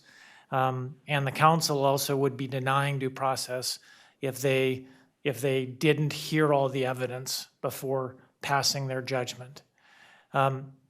Folks have a right to a hearing. Applicants, whether it's somebody applying individually for a small project or a developer applying for a large project, where there's a requirement that there be a notice public hearing, we have to wait until that hearing in order to make a decision or to state final evidence that would, as Darcy suggested, I think the example with someone asking a question that's an exact finding. If somebody asks a project-specific question, it may well be, unbeknownst to somebody who is just watching the proceedings, the exact wording of a mandatory finding for denial or a mandatory finding for approval.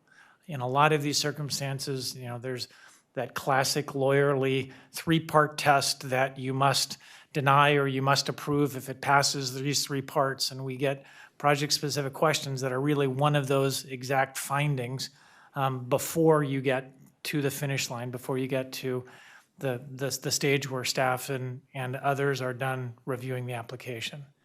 Another, of course, is we talk a lot about conflicts of interest. Every year we do the couple hours of training. We've spent lots of time with the Planning Commission on conflicts of interest.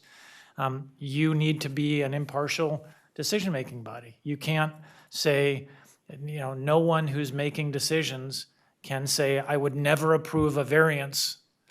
That would be a conflict of interest. They have to be able, it's again, like all of those times when folks are going to be on a jury, when you're in that adjudicatory role, would you be able to apply the law to the facts that you're presented with in that green area at the finish line? And if the answer is no, you've already prejudged it during this process by answering one of those very detailed project-specific questions, the answer for the council or the Planning Commission could be no, could be either a developer or a member of the community could say, you've already prejudged this critical thing, so you can't participate. And again, of the other issues, I think CEQA speaks for itself. For the most part, it's a complex law that, depending upon how deep into the CEQA analysis gets, can be anywhere from a couple pages or a paragraph of analysis to hundreds of pages of analysis that needs to get done by lots of technical professionals. And the staff technical analysis, I think Darcy gave a good explanation of it. These projects go to multiple agencies, multiple entities, and on the city staff, you hear from all of us, but there's dozens of technical professionals who touch many projects of any scale, and they all need time to look at. The reference was made to 1,000 different laws and requirements for development to get that technical work done before they can answer the project-specific questions. And of course, finally, I think Darcy also explained that healthy projects that are going through a public process with public meetings and hearing public input, they change a little bit during the process. That if the process works in many cases successfully, there are changes that happen in that application review process that yet again could potentially tip some of those adjudicatory balances and some of those tip the scales, as it were, and they need to be really carefully scrutinized to see if it's enough to tip the scales to the point that staff and others would be recommending that the decision makers either oppose or support a project.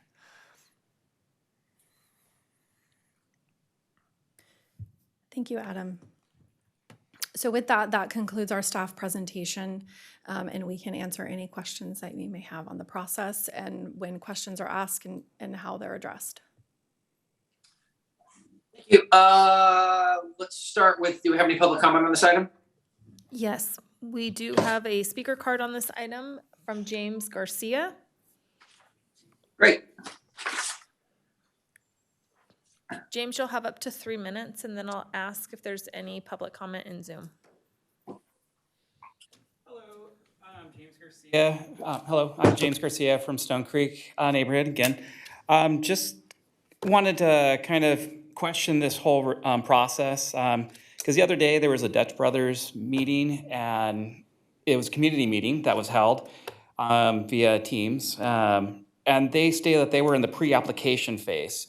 So I just wanted to know, since you kind of categorize this into 4 categories, that states 1, 2, 3, 4 basically, and the community meeting appeared to be in the 3rd category and the whole process. I just want to make sure that they're not being now exempt from having that new future community meeting since they've only in the pre-application phase. Again, it can be used as a general topic for any pre-application, but in this case in particular, it was done.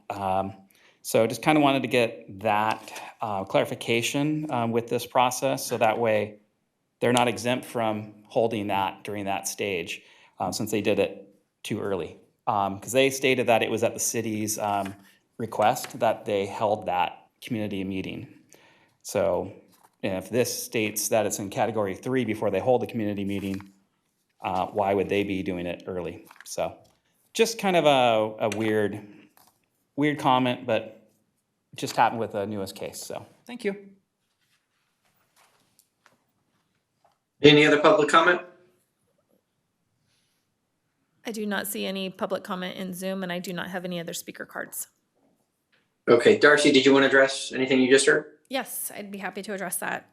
Go ahead. As Mr. Garcia said, yes, Dutch Brothers is looking at a specific location within the New Sprouts Shopping Center. They did come to what is called our DST meeting. Based upon just the nature Can you define what DST means, the please? Development Services Team pre-application meeting. Thank you. So based upon the nature of a Dutch Bros and just in general, the operation, the amount of traffic and everything that it carries, we did suggest that they want to consider holding a community meeting prior to looking into further developing and submitting an application for that property. So I think, as I said in my presentation, sometimes the community meeting may happen before they actually submit a project. So this is an instance where they would do that. That doesn't mean that if they actually do decide to move forward with that site, that they would not be held to having an actual community meeting as part of that step 3 process. This was just sort of a preemptive feeler to put it out there to see if it would even work at the site. So that was a suggestion that we made for this specific location. And I would only supplement that by saying, as the presentation suggested, not all projects will always have a community meeting. In some cases, it will be up to the discretion of the developers whether they choose to, but there always will be publicly accessible decisions and places where the community can engage on these projects. Thank you. Colleagues, questions for staff? I've got a couple, if nobody else does. Go ahead. Darcy, I'm going to approach two different items here. One is sort of from the perspective of the applicant, and the other is from the perspective of neighbors. I can say we have not, before this date, had a lot of applications for infill projects. And in my view, that changes a lot of how we have to do our work. I think for 20 years, we have sort of designed ourselves towards building out on the new growth area and the green space. We haven't had to deal with this little infill site and all the uses and people who live around it. This is almost like a novelty to us, but it's routinely happening now. And it's going to continue, that way going forward. So have you seen or are you planning any changes to sort of our operation to better accommodate those questions coming from neighbors, for example, of a given project? Is there some way we're changing our process to accommodate that? Because normally we'd do a process out there. There were no neighbors because no one was living there. Made it relatively simple. Now there's going to be 10,000 people living within, a mile of it or less. Yeah, thank you for the question. And that's, I think, part of tonight's dialogue and discussion is that you're correct. A lot of our development has been out in the greenfield, and now we're starting to see a lot of infill development. And so we're looking to do these earlier type community outreach meetings. We're expanding our notification requirement for that. And staff is attending those meetings. We're gathering those questions and we're preparing responses for that. If it's a response that we can provide, which falls into the other categories before we get to a final hearing, we're going to provide those responses in advance to the public or to whoever may be asking that. The plan moving forward is as we prepare those final hearing documents, we'll be addressing that in the staff report as part of addressing the public comments that have been out there that are more specific to those final action review type items. But we're definitely open to if council has other suggestions of how else you would like us to address those types of comments. I think we're expanding our community outreach in these meetings by expanding our noticing. We're not holding firm to a 500-foot radius list anymore. We're capturing as much of a neighborhood as we possibly can. So I had a conversation like this with Cyrus that I think I've even referred to it here before. I'm going to do something very unusual, which is commend the county for something they do. It may be a first, I'm not sure. But Sacramento County Planning, in a project that I'm following in another, not in our jurisdiction obviously, but somewhere else, I was shocked to see how much information is available on their website when you pull that project up. They have CPACs, Community Planning Advisory Councils. You can go and watch the video of the community response, basically, at that community planning level in the CPACs. You get every document they've submitted is listed there. Staff comments are listed there. For this given project, it hasn't even hit the County Planning Commission yet. It's probably got 30 items listed that the public can, easily just Google it, you find it. We don't have anything that I'm aware of that approaches that level. You can even, in more advanced projects, click and see the hearing at the Planning Commission or see the hearing at the board on a given project. We don't have anything that's that advanced yet. We do have Rancho Cordova Connect, which we've launched, and it does provide somebody with the ability to look at planning entitlements, building permits, business licenses. If they click on the planning entitlement, they can pull up the application, they can pull up the recent plans. What they won't find on there is anything that's still in an admin draft. So a technical study that's in an admin draft that hasn't been a final form. They won't find that on the Rancho Cordova Connect. But it does have the most current plans that have been submitted, application material, and the status of where it's at. For every project? For every project. So I think, changing the noticing requirement is probably the easy, quick thing to do. I would say looking at surrounding jurisdictions or other jurisdictions in the state of California to see how they best handle public comment on infill projects is really of interest. Because that's not something, as I said, we've done before, but a lot of other cities have lived with this for a century, in some way, dealing with public comment on infill projects, and we can learn a lot from them as opposed to just inventing something on our own. I don't think just changing the boundaries of the notice is necessarily it. Although certainly there ought to be something logical about that, because I've seen that not just with us, but elsewhere, applied really illogically. You know, where, 500 feet ran out, so this house gets it and that one doesn't, when they're both in the neighborhood that's gonna be most affected by traffic or noise or whatever the impact of the project is. I think we have to be kind of wise about that. So now I'm gonna shift from that to, Councilmember, can I add Yep. on that Go ahead. outreach? So as you mentioned, you have the 500 radius, you're trying to maybe not fixing to that, and you're trying to increase it. Is it just mailers, or there's other outreach that's going out to the community to make them aware? That's our mailing requirement. So for any kind of a community meeting held by the developer, we require them to do a mailer. And then anything that we are required to have a mailed notice, so a public hearing notice, that's when we do it. And then whatever on the Rancho Cordova Connect. But we don't, to my knowledge, we don't have any other project-specific websites, or I know people can sign up to receive updates via the website. Right, because that's one of the common feedback that we get, that they were not aware of it. They probably missed that mailer, or like I said, they were probably the one house shy of that 500 feet radius. Would it be beneficial if we start adding these to our social media, and put like a sign at that infill site that this is coming up? We actually is a sign. Yes, we actually do post our project sites with pending development application. So when it gets ready to get noticed, a sign goes out and it has the notice information there. It doesn't go in the ground the second they submit an application, but it does go up when we have a public hearing notice it's going to publish. Sounds good.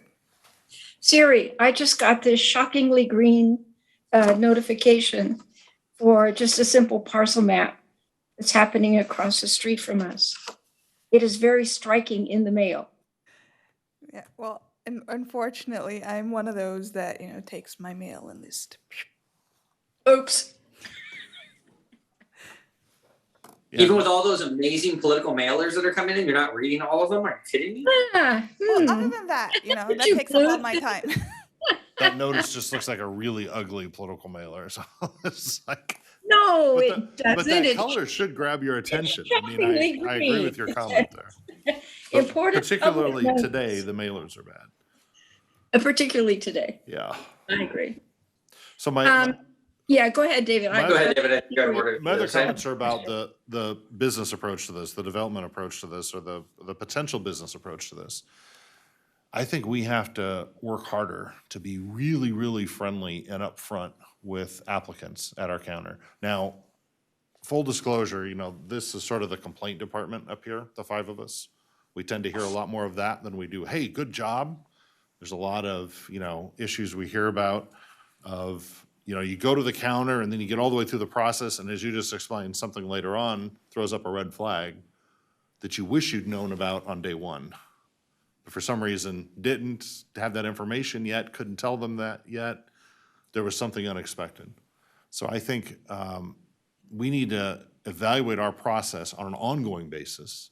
And the manner we've suggested before as a council of doing this is constantly polling people who have been through any sort of a process with the city to ask them, how satisfied are you with the experience you just went through? And I mean a parking ticket or a dog license perhaps, but certainly people who are potentially investing millions and millions of dollars in the city and hoping to, be profitable and successful with that, asking them, what was the process like? And is there anything you would have changed or improved in it, so that we have a constant sort of review and learning process going on with applicants. I don't know if we had all that in front of us right now, is there a specific thing, that would stand out? I think sometimes the experience a potential investor or business owner, particularly on the small business side, gets at the counter is not necessarily realistic. Sometimes they get, it depends who's there, right? It's a little hit and miss. A planner may not be available that day to answer a question. There may be a specific ADA question, they get one answer there, but the inspector on site is gonna tell them something entirely different. Those kind of things are really problematic for business. And so I think we as a city have to stretch out over that counter, grab their hand as a partner as much as possible, or even get on the other side of the counter, figuratively, to help them through the process. You know, an example would be, I'm gonna make this up. If Little League came in here and wanted an awning and wanted to know how to get a building permit for it, and we're told, oh yeah, it's gonna require a zoning amendment or something, a zoning waiver, so it's a $2,500 application fee in order to put up your $400 awning, that's a problem. So somewhere in our process, we have to not be quite as rigorous in that particular case and be able to say, oh, wait a second. This doesn't make any sense. Let me help you find a way through this. This is the problem we got. Let me help you find a way through this. Instead of just saying, go away, you can't afford it. If I could explain a little bit about our development services team and the process. So our development services team is made up of not just internal city departments such as planning, building, public works, economic development, but it also includes a lot of our outside agencies. Sac Metro Fire is there, Parks and Rec is there, our SMUD is there. So we bring in all of our utility companies. This is a free meeting. We do not charge for a development services team. They can come back 5 times if they need to come back.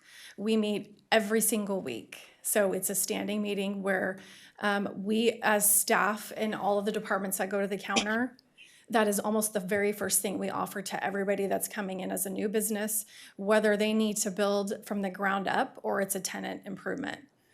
So we get them scheduled and we get their plans and we spend a half an hour with them going through everything that we see that they need to do. We also will meet with them on site if that's easier. So if it's we call it our mobile DST. So if we need to go out on site to be able to see if they have sprinklers, if they need trash enclosures, then we'll go out on site to do that. So I think that our DST is a great starting point. We've worked really hard in the last few years to keep that going, especially through COVID, which is why we implemented the mobile DST. So we get a lot of great feedback from our community on that process. Well, if I could just add a couple of things, and as Darcy mentioned, some of the things that the DST process will, sometimes people don't ask the right questions. And so part of it, when someone comes to the counter and asks a question, they may not be asking the right question. And so I think, you know, kind of with the DST and training of staff, making sure to ask them the right questions as far as what they're trying to do and what they're trying to accomplish is important, because I think a lot of times it's how the question is asked and what they're asking for that leads to some of those answers. And we have to have a two-way street when it comes to talking about potential opportunities. Yeah, so to truly promote economic development, you've got to partner up with that person coming to the desk as quickly and as rapidly as possible.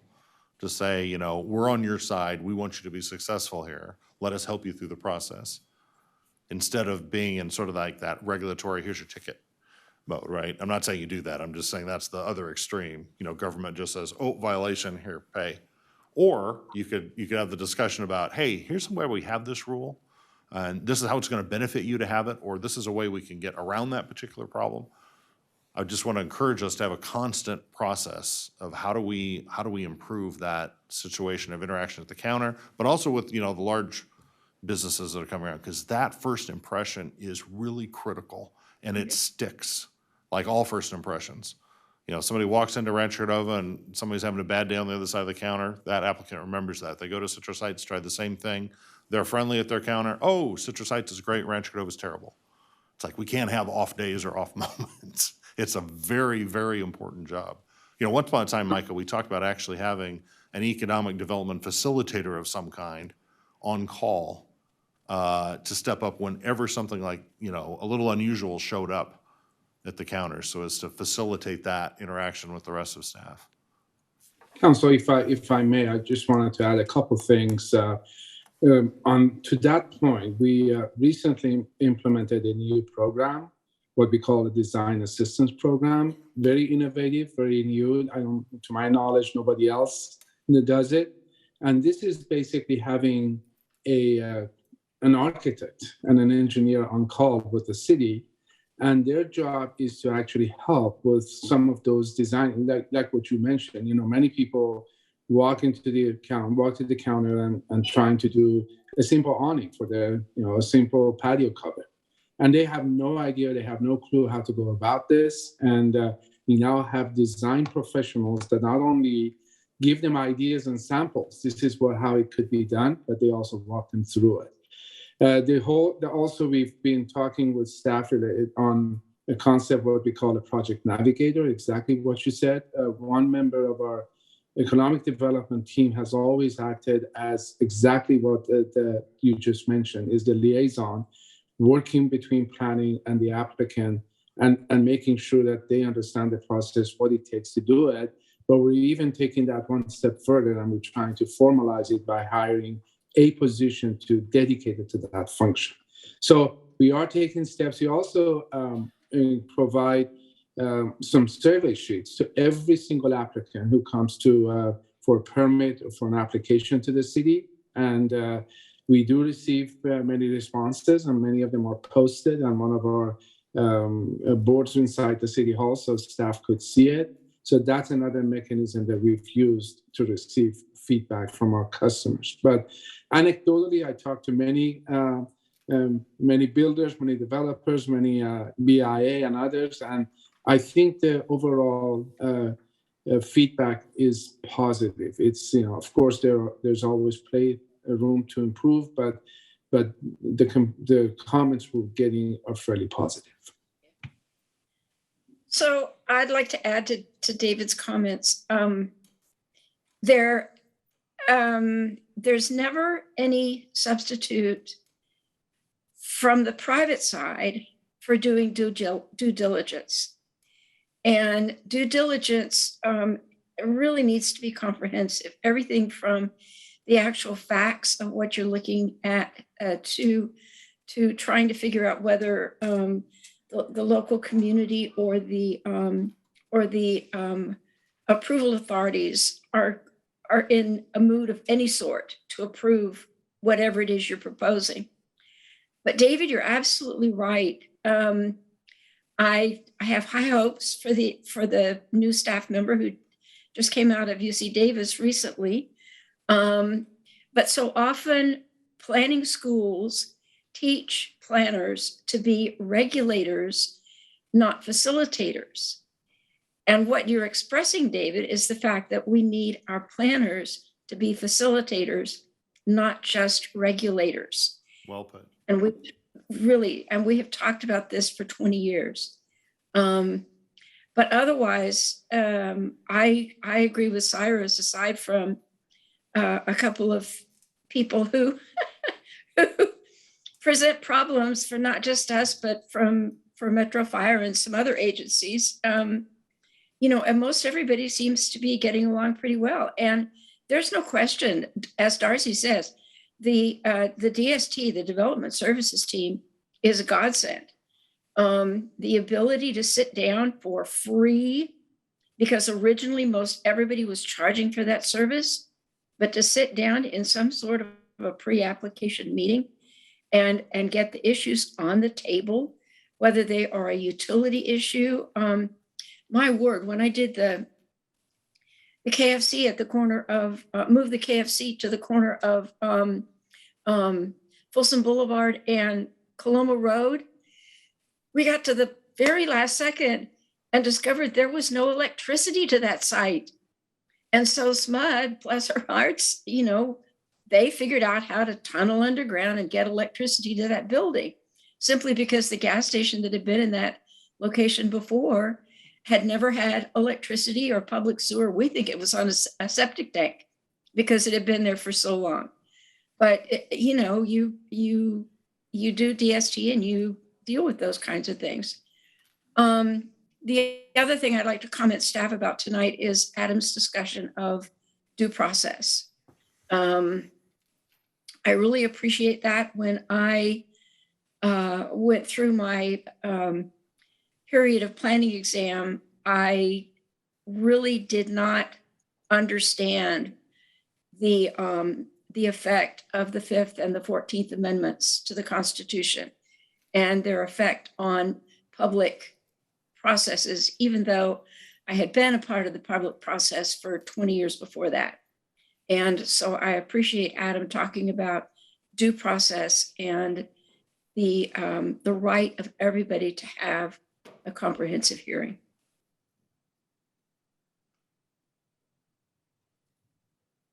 David, did you have any more questions? I just want to make sure before we move on.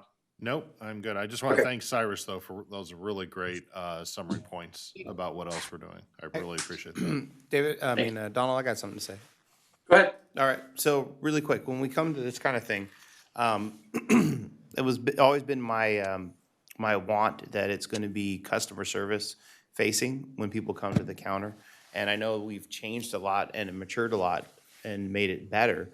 But I believe that where we need to improve really is communication with the residents and getting the messages out to them. So I agree with Siri on that. She says that we need to start using some different type of digital stuff to get people out, not just mailers, because no one reads those, and or putting it in the newspaper, which, you know, it's very, very small footprint now. We have to do more Facebook posts and getting people engaged. And even if we can get it, when people sign up with their email and put their address on there, being able to filter through. There's a ton of different different forms that will allow us to filter by address to allow people to get out. And then if we have to, which I always think is necessary, is have somebody of the staff to help paper or door knock in the community just to make sure we have that type of engagement. I think we need to get overly communicative when it comes to our projects, to the point where we're a little bit annoying. And I apologize to my residents in advance, but I would rather them have the point where they've gotten too many mailers from us, they keep seeing the same slider, and they just feel like they're overly engaged, than the opposite, which we did have for a little bit of time, which they felt like we were trying to pass stuff without them showing up. So I'd rather it be like, look, you've got mailers, door knocks, people tried to call you, and at this point, you're just not listening when we're trying to get you to engage with us. But if we've tried all that, that's where we really want to get out there. And I think our biggest thing also is technology. As we roll new technology out, we have to make sure that we beta test it before it goes out the door. And I know we want to be the first one out there, but bleeding edge, not cutting edge. We want to be the ones that have true and tested stuff that's tested it when it goes out the door, so that people don't get confused when they pull our materials up and think they can build stuff in locations they can't. And I want the citizens to also be able to pull that up. I'd rather them have as much information as we can. I think the county is good, but I think Rancho Cordova streams for the best. So when someone knows something, they can go there and see the comments. And if we can find a way to attach videos from when people gave stuff at council meetings and cut it up so they can actually see when they're addressing those issues, that would be hot fire, because I know that there's the potential in different ables to do that. And then someone should be able to see all the comments. Like, I get more informed, my residents come up with ideas, and I would like to be able to see who came up with the idea and be able to reach back out to them if they're willing to put their information on the thing. So if James was to say something about a particular thing that seemed crap, I'd like to reach out and be able to send him an email and be like, hey, did you say this? That was an interesting point. Those are the things I'm looking for. Siri, anything to add? Nothing new. Okay. So a couple of comments from me. One, I would say, I'm assuming that this is happening, but I hope that this conversation is happening at the Planning Commission. That seems like the ideal place to research and come up with best practices. What David just talked about, look at the county, look at other jurisdictions, look at other states, I don't care. Who's doing this well? To David's point about customer satisfaction scores, could we engage a company like Gallup or somebody that's doing this in other places and find out, here are 5 cities across the country or across the state that do this really well, and developers say this is where they want to work with because these people are so good. I'd love for us to, from the kind of the corporate side of the world, is like, find out who's doing it good and go steal their good ideas, right? I think it's the hallmark of the U.S. Conference of Mayors, is to go there and just steal everyone else's good ideas and come back and claim it as your own. And so I definitely think that David also commented, and Darcy, you did as well, about the flexibility or the being innovative around the public noticing. especially when we're talking about major standard or zone, well, not zone reviews, but like when we, back when we adopted the Folsom specific plan, I think there have still been many claims that people didn't know that that was happening. And because it was basically citywide, we would have needed to figure out how to notice the entire city. And how does that work? I think new and cutting edge, like newer technology, like social media and other things like that are good tools in some ways, but you could utilize a system like that and tell everybody in Citrus Heights something that we're doing, right? I mean, one of the only kind of fail-safe ways to make sure that we're hitting our residents are actually effective is we know where they live, we know what their address is, and we know what their name is.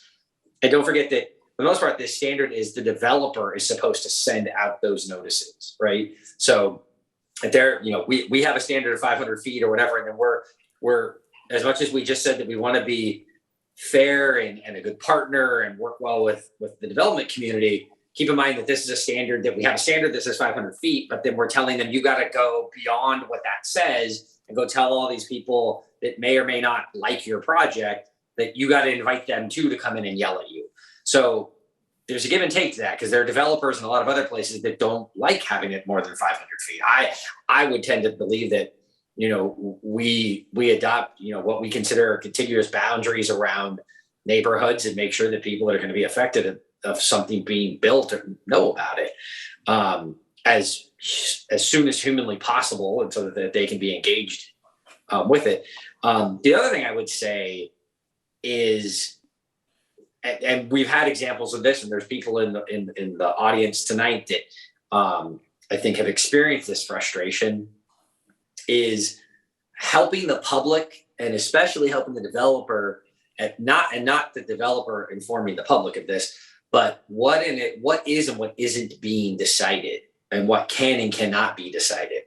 And so, a good example, there were some workshops or other things where people wanted to come and talk about the use of a particular parcel, and somebody else thought that this was design review, and that's not a conversation that they were going to have. So how do we do, and again, I don't have the solution to this, but I hope that as we talk about, what is design review, what is land use decisions, what are, zoning decisions or major design review changes like we had tonight and things like that, that we're able to not just tell somebody we're going to talk about something that's on this corner at this address, right? Or when they drive by that there's a sign there that says something's going to be built there and you should go check with the city to see what it is.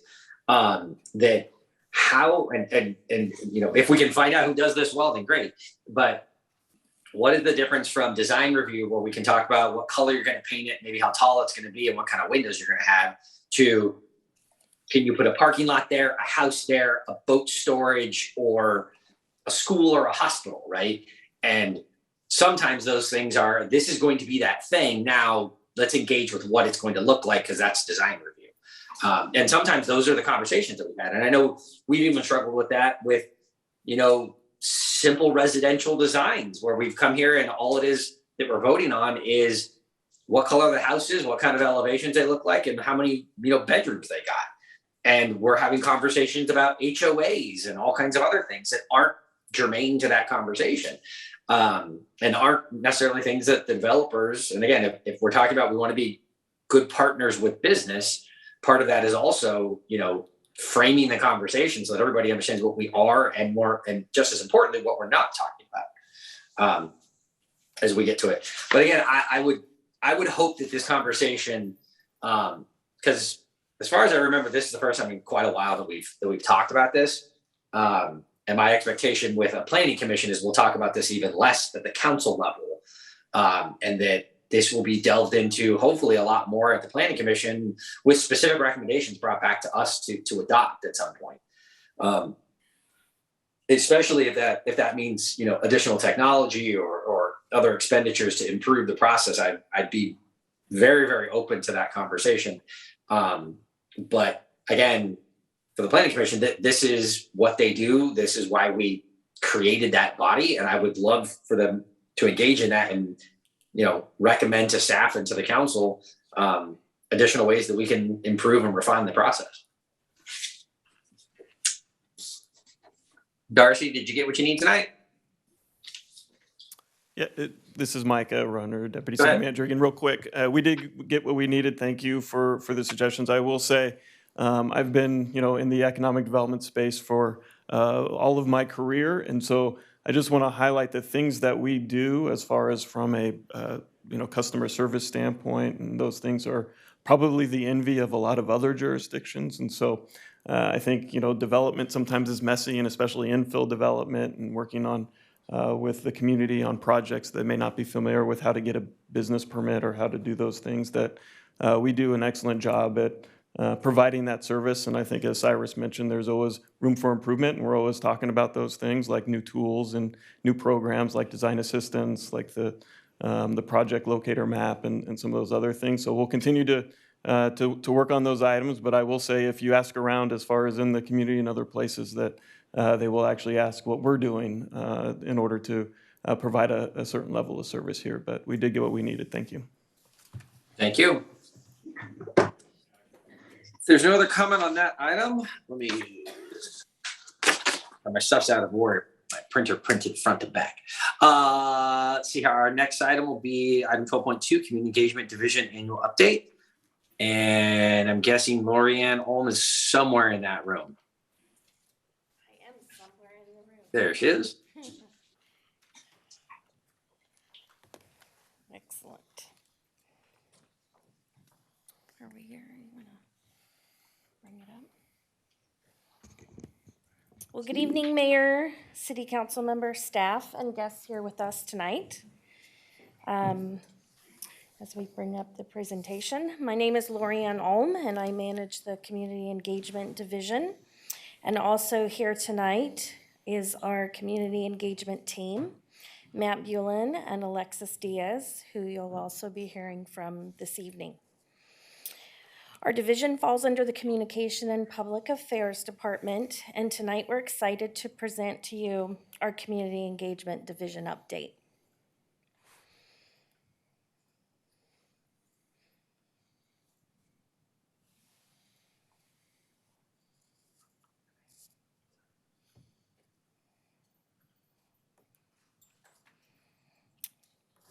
Thank you.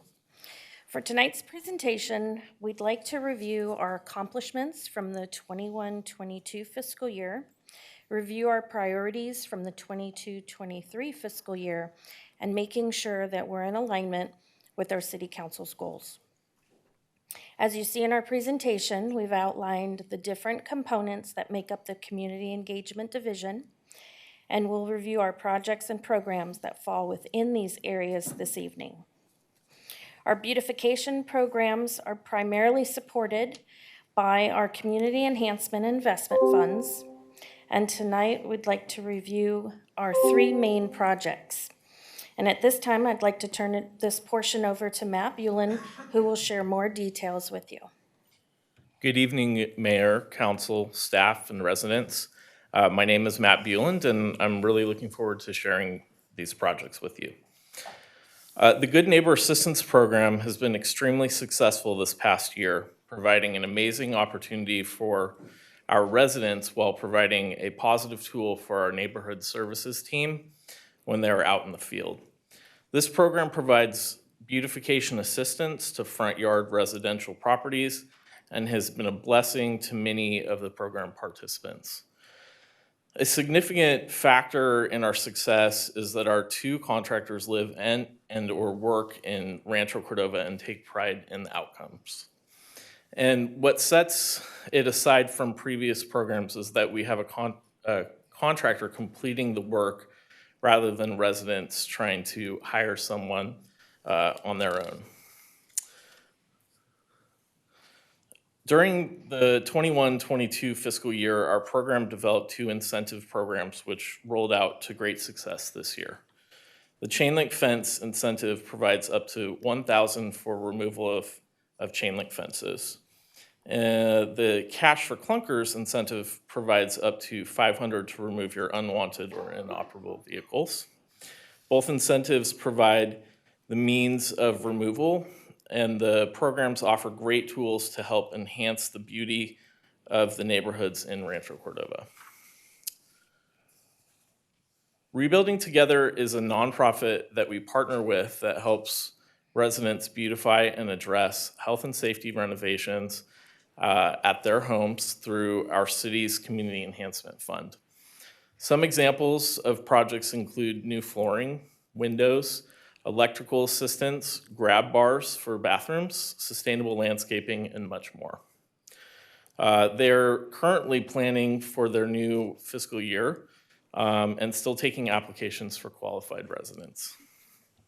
Habitat for Humanity provides an additional nonprofit partner through the Community Enhancement Fund focused on renovation work in Rancho Cordova.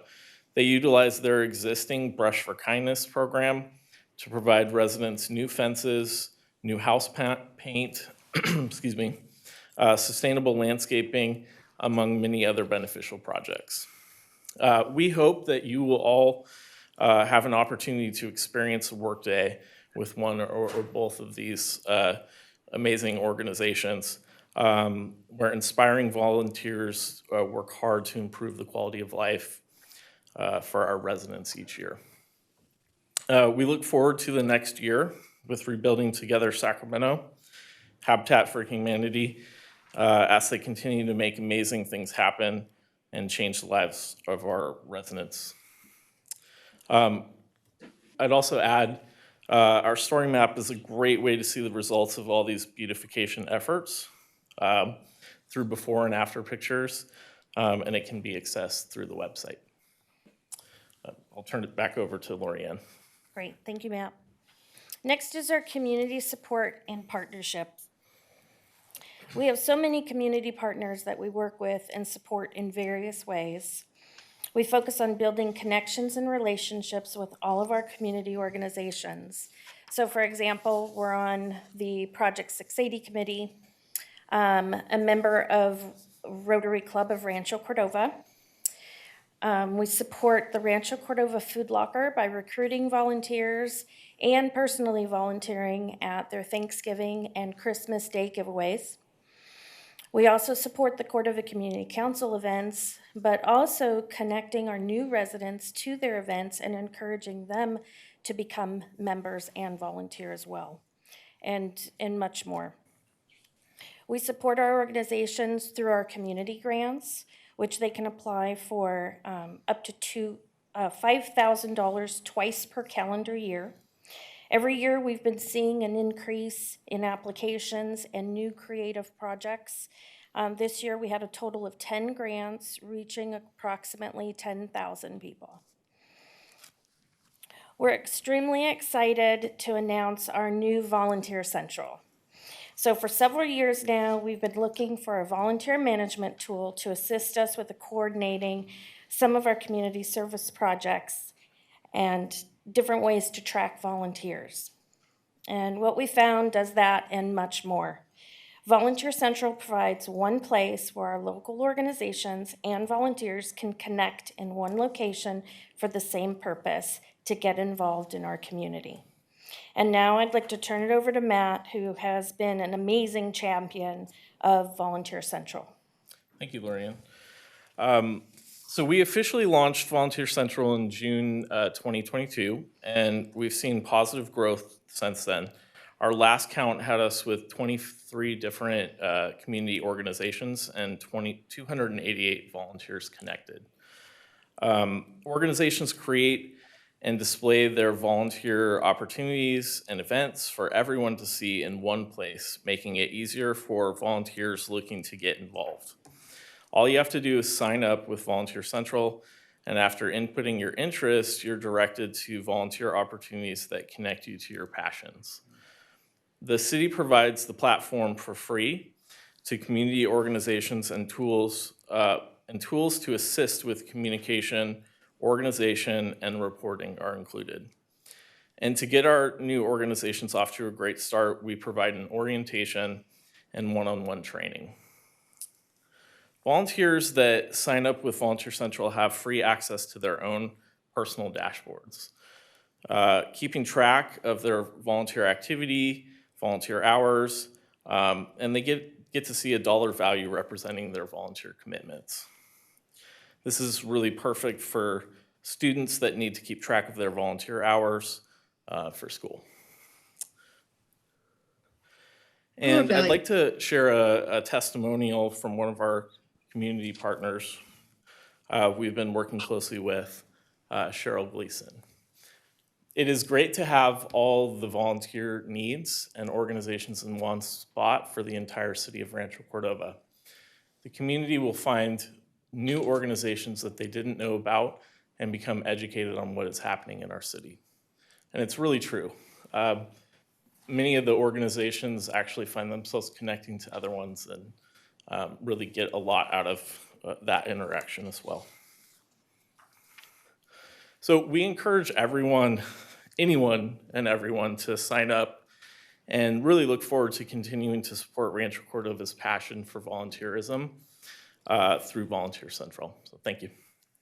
Back to Lorianne. Thank you, Matt.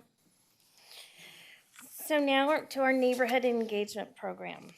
So this is my passion here, and we've been really excited to get back this fiscal year in person with our residents.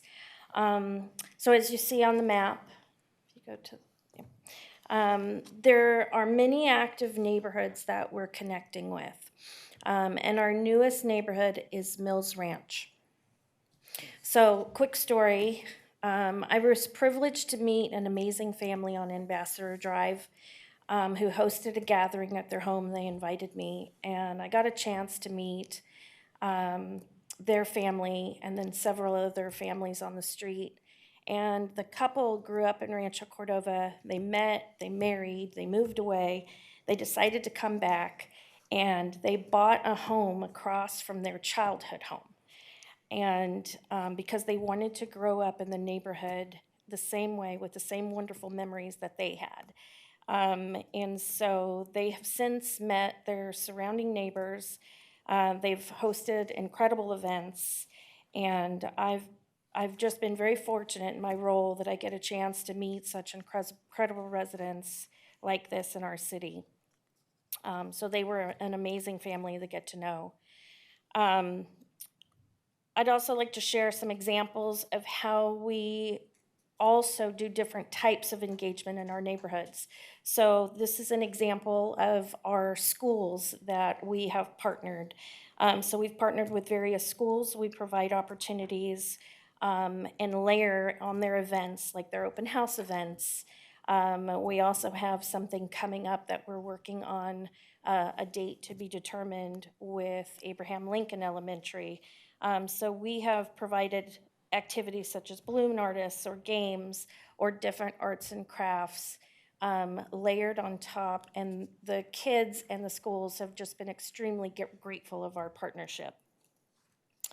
We also host Good Neighbor Days, which Sari was able to get a Rancho Cordova tattoo on her face, face painting on Saturday.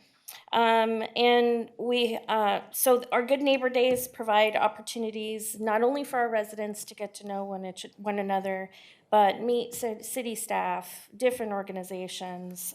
We provide free barbecue, fun, and it's an opportunity that has just been extremely popular. We look forward to hosting one in the fall, one in the spring. We've had 4 so far, and they really continue to be very popular. We'd like to thank our partners who support these events and provide important information for our residents. Our partners help make these extremely successful events. So I want to thank everyone. And we just had, I'm not sure if we have them listed, but we had the park rangers out on Saturday. And I just want to say thank you to the park rangers who took time on their Saturday to come out as well. Another way that we help to support engagement in our neighborhood is, of course, our residential microgrants. This year we had 7 grants reaching approximately 2,000 residents. We try and help this process, we want to make it simple and easy to apply, and we also participate and attend the events as much as possible. Our neighborhood engagement is successful because of our residents, and without them, this wouldn't be possible. The desire to get involved and take the time to champion these events makes Rancho Cordova such a wonderful place to live. We also have our neighborhood story map, so you can see the different events that the neighborhoods have put on. We try and capture pictures from all of their events, so you can really see the story that all of our neighbors are and all the neighborhoods are doing throughout the year. At this time, I'd like to introduce Alexis Diaz, who is going to review some of our special projects and programs. Good evening, Mayor, Council, and residents. My name is Alexis Diaz, and I would like to share the many programs and projects that we have been a part of this year. This includes our supporting of Rancho Cordova Rotary Club, serving as a module co-chair for Leadership Rancho Cordova, actively supporting donation drives through Project 680, actively working with the Urban Forest Committee and helping meet the community engagement goals of the Urban Forest Master Plan, and having a representative on both our city's sustainability team and Growing Strong Neighborhoods Cabinet, where many of our beautification programs ideas have blossomed from. We are also partnered with so many wonderful events this year. These events include Coffee with the Mayor, our Lincoln Village Holiday Parade, which has become and is a amazing holiday tradition that we look forward to every year. The Del Paso Heights Vaccination Clinic, where they have been successful, and we are secretly hoping that we don't have to continue these any longer. However, I would like to share how amazing and heartwarming it was to see the sense of community that was developed during the duration of the event. You could really see how our volunteers were supporting our residents who were getting vaccinated, our residents supporting other residents who were all experiencing this for the first time or just experiencing this all together. The atmosphere truly reflected how resilient our Rancho Cordova community has been. We have also participated in the RCPD Lemonade Pizza and Coffee with a Cop. This has been an incredible partnership with our police. We have supported events by layering fun activities on top of their outreach events in the neighborhoods. We provided fun things like balloon artists and food. We hosted a city booth at iFest, supporting the Cordova Community Council, handing out our amazing Rancho Cordova kites for the kiddos. The 4th of July city booth, where our theme this year crossed Top Gun with our city's incredible air show. The residents were extremely receptive. And of course, Moving with the Mayor and National Night Out, a personal favorite event of mine to support. It's been a pleasure to meet the new residents who are excited to join the community and meet their new neighbors, as well as the longtime residents who are proud to share their history in the community. Now, I'd like to turn it back over to Lorianne. Thank you, Alexis. This next event that I'd like to share was very dear to our heart, and that was that the city partnered with several community partners to host our first refugee resource fair. There were several nonprofit organizations present, such as the Folsom Cordova Community Partnership, FCUSD Adult School, and the Rancho Cordova Food Locker. The goal was to identify newly resettled refugees in Rancho Cordova and connect them with urgent and important resources. The County of Sacramento also participated, and they provided multiple representatives from various departments. We reached approximately 35 families with an attendance of 75, and the feedback we received from everyone was powerful. We consistently heard how this was an amazing and intimate and successful experience for not only the agencies, but also the refugees. I want to give a special thank you to our task force that made this happen. FCCP, FCUSD Adult School, the International Refugee Committee, Rancho Cordova Food Locker, and of course city staff for helping make this such a great success. And I also do want to thank Cyrus Abhar and his wife Vida. They also attended, and Vida was supporting and representing Soilborn Farm, and they were really great participants that night in support of that event. And now I'd like to have you please join us for this short video highlighting all the wonderful things from 21-22 fiscal year.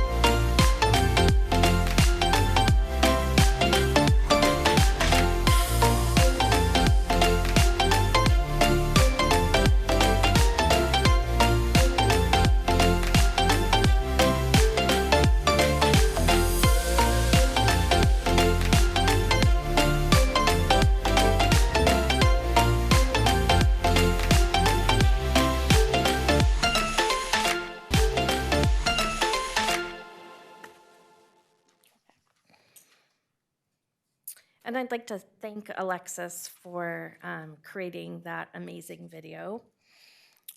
And on to finally our actions for 22-23. So this is taking a look at our beautification, of course, continuing to support and promote our residential beautification program, continuing building our custom volunteer experiences. So for example, we assisted coordinating a community service opportunity for Solidime, and we hope to continue providing unique experiences and opportunities for our community. Supporting Habitat for Humanity's Brush for Kindness this year, rebuilding together their rebuild days and also their critical repair program starting next month. And then, of course, looking forward to Sierra Services summer program that will be new this year. Continuing our community support. We'll continue to focus and building relationships and connections through our community groups, and also expanding our volunteer central by identifying additional organization volunteer opportunities to share with our community. Our neighborhood engagement program growth, building on the new connections we've made in Mills Ranch neighborhood, but we also hope to broaden, and we're looking at Countryside and Cordova Town. We plan to host another Good Neighbor Day in the spring in either the Vineyard or Countryside neighborhood, and then of course continuing the support to our residential micro grants and all the wonderful engaging events that our residents do, and our special projects and events.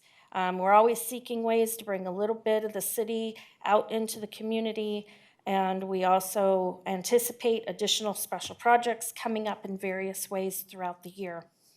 So I thank the council for your time, and I would love to open it up for any questions you all might have. Thank you, Lorianne. Let's start with, do we have any public comment for this item? The city clerk's office has not received any public comment for this item, and I'm looking at Zoom, and I do not see any hands that are raised. Sorry, I keep putting my fingers all over my screen because it keeps reordering people. Colleagues, any questions for staff? I don't have any questions, but it's amazing what you guys do. It's truly one of the best pieces of the city, engaging my citizens where they are and helping build organizations. And then, of course, the billions of fun things you do around the city. Kind of reminds me of why our city's so special, because we're able to do things. I've grown up in 3 other cities, and they're able to do a quarter of what we are. And I think you're always pushing to take that next step. So as you grow other Lincoln villages and you stand them on their feet and then you walk away and let them keep functioning, it's just a great show of how the community is starting to grow. So I don't think this program should ever end.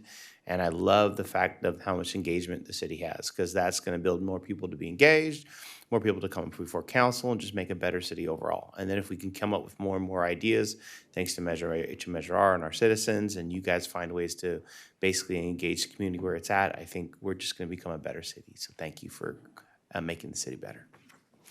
Thank you very much. Well, thank you for the great presentation, Matt. You did a great job. Alexis and Lorianne, thank you so much. I echo what Councilmember Garrett said. I mean, what you guys do is, I think, is unique to the city. I don't know of other peer cities that do this. So, you know, you guys do such a wonderful job on so many events. One of the key things that I would like to request or ask is, how do we promote that more? Like the Good Neighbor Day, right? You, from your perspective, you do the best that you can. You bring everybody. In fact, I think we need one of those balloon artists on staff. I think I saw them in half these pictures. Or we need one of you to get, trained on that. We'll pay for it. But, one of the key things that is how do we spread out the message that you are having these amazing events? So that's something that we need to go figure out. Like, do we all of us post it on social media, say, guys, come out here, or what do we do on that, on community outreach? And on the volunteer activities that you guys have, how is your tie-up with the high schools? Because I know high school students need these volunteer hours. So how is your tie-up with high schools on that one? I think in the beginning stages of this, we've been really focused on getting the volunteer organizations to participate so they begin sharing opportunities. Without opportunities, people don't feel the need to go to these places. I think that's the next step, is to really start reaching out to. Could you speak into the mic for those of us that are on Zoom? That's a little hard to hear. Yeah, I think the next step for us is to really start focusing on the volunteer groups in our community. I think as I was saying before, the focus in the beginning was really just getting our partners on board, and now it's time to grow the volunteer base. So on that one, would it help if you guys can give us like a few key volunteer activities that we want high school students to participate, and we can send it out to the Folsom Cordova and the Elk Grove School District principals saying, here are these opportunities that the students can use to fulfill their volunteer hours. Yes, and we've been sharing it with Mock, Interact, and several of the groups now that we have a lot of the organizations already established. So you can just send them to the Volunteer Central, because what it does is it allows them to put in their passions, and it will actually connect them with opportunities that meet their skill set or their passion. So absolutely. I appreciate any marketing, Siri. Thank you very much. Thanks. Absolutely. Well, you guys clearly have a lot of time on your hands. Not enough things to do. Oh my goodness, that was quite a rundown. What you do might be viewed by some jurisdictions as like extra. Like, oh gosh, Rancho Cordova's got more resources. I wish we could do that. But I actually view this as much more central to what a city is all about. Cities exist because people wanted to come together and be safe. That's sort of how it got started. And now cities should exist to do things that citizens can't do on their own. And in our city in particular, we talk about being a broker and a catalyst and a facilitator for things, right? Not a doer of everything, because that's impossible. We can't do everything that our residents need to have done or want to have done. But what we can do is broker, catalyze, and facilitate those things. So that's exactly what your department is, in a way. You're out there telling people, hey, wouldn't it be great if you remodeled your front lawn? We're gonna help you do it. We're gonna provide money or engineering or actual labor to do it. Because the interesting thing that happens, as opposed to giving them a fine for saying your lawn's in terrible shape, your yard's in terrible shape, is now you're gonna inspire the neighbors who are gonna look over there and say, maybe I should do something like that. As opposed to the opposite, of the person who gets the ticket, they're gonna look at their neighbors and say, why aren't you hammering them? Why is it just me? Right? This is a total positive loop that you initiate. So, and that is really, really critical work for all of our neighborhoods. All of our neighborhoods need to have a sense of pride and a sense that we can do something here to improve our community. You're doing that in a number of ways. The Volunteer Central, I think, is an absolutely great idea. It might be aspirational in its final, development, but that is absolutely the direction we need to go. And I know we've tried a very sort of hands-on, start up a neighborhood association. But on the other side of that, all of your community engagement stuff that's saying, take down a chain link fence and get $1,000, the impact of that is just massive, because every kid walking to school is not gonna feel like, boy, I'm in such a dangerous neighborhood, people have to put up defenses in their front yard to protect themselves from it. And they choose the cheapest possible thing to put up there, or it's been up for, 40, 50 years, whatever.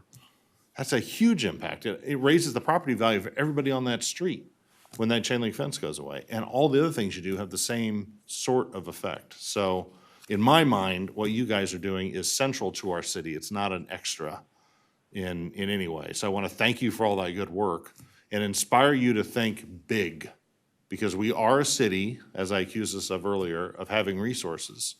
And we need to know how to best deploy that. And your mission is so central to our success. We need those residents to act like partners, to act like citizens, not just consumers of city service, and act out on their passions and their wishes and desires. That's the business you're in. So thank you for all your good work, and please let us know what else we can do to support you or partner with you or find you partners to improve your mission and your outcomes. Really great work. I appreciate it. Thank you. That's helpful in itself, honestly. Thank you very much. And I want to thank Matt and Alexis because they work really, really hard, and they're always out there, and I really appreciate them very much. Other questions or comments for staff?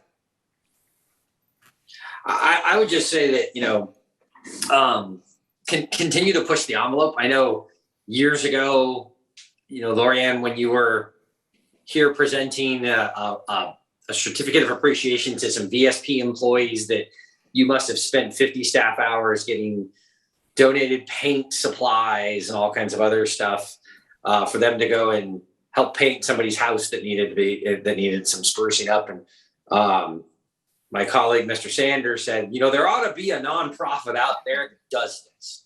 And I remember just turning to him to go, there is, and I fund them in my job, every year. It's called Rebuilding Together.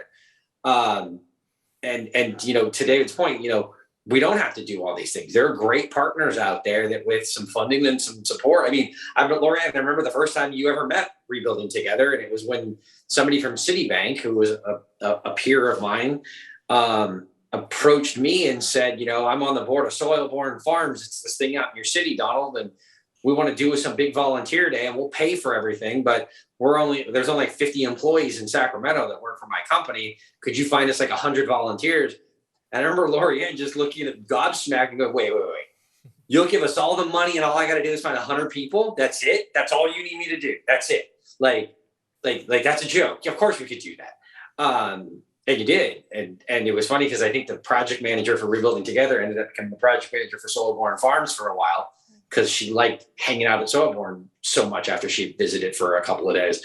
But it's those kinds of partnerships. I mean, to look at Lorianne, just the maturation and the trajectory and the development of you and this team from when I started on city council, when, literally I was told your job was volunteer coordinator, but for some reason you were in the planning department. And what it's turned into, right, around asset-based community development and really engaging with our neighbors to figure out what do they want to do. I mean, we can all sit here in our ivory tower and tell you the other things that we want to work on, but the beauty is when residents choose this stuff for themselves. And so it's fantastic, all of the things that you're involved with, but I know behind that are a whole bunch of residents asking for your help and your support in coordinating these things. And so, congratulations for what you're doing. And David, I think you were the one that actually asked, are there other cities that are doing this? And is this extra?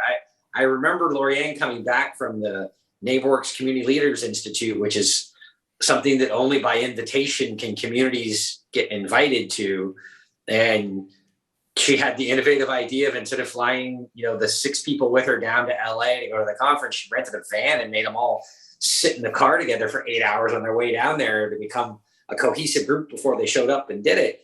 But I remember the stories that she had was when she introduced herself and said that she worked for a city, that there were a bunch of people in the room that were very hostile to that, because these groups all across the country, which are these small groups that they go to this conference and they learn about how people are, building their communities, and then they got to come back and do a project in their community for a year. Then they go back and teach people that are new to this program how they're, what they did for their community so that they can do it in their own community as the newbies to the conference. But when she introduced herself as, a member of a city staff, in most parts of the country, they're the enemy. The government is who is the problem. That's who they're fighting. That's who they're pushing to get services and to get noticed and to get cared about. And here we're paying our staff to do exactly that. And so it's just fantastic to see where this has gone. And Lorianne, your ability to kind of harness this energy and this passion of what you were doing 10 years ago, but to look at the sophistication of what we're doing today is just fantastic. So thank you for what you're doing and for what your whole team has been doing, and keep it up, and we'll keep throwing money at these problems and opportunities for you. So thank you. Mr. Mayor, can I make a quick Absolutely, comment? Please. Actually, my role as part of the city manager's executive department, I work with many cities throughout the state, and I can assure you that I'm not aware of any city that has the depth and the breadth of the program that we have, the ones that the team mentioned today. So I know how much work goes into it. I see the behind the scenes. So I really want to thank Glorianne and the team for the amazing job they do to reach out to our community, to help our community, to serve our community. The most recent events that I have attended, just the amount of planning, detail and careful planning that has gone into it is remarkable. So thank you for a job well done. Thank you very much, Mayor, Council, and Cyrus for the kind words. And thank you to all of our residents. If it wasn't for you, we wouldn't be here. So thank you. Thank you.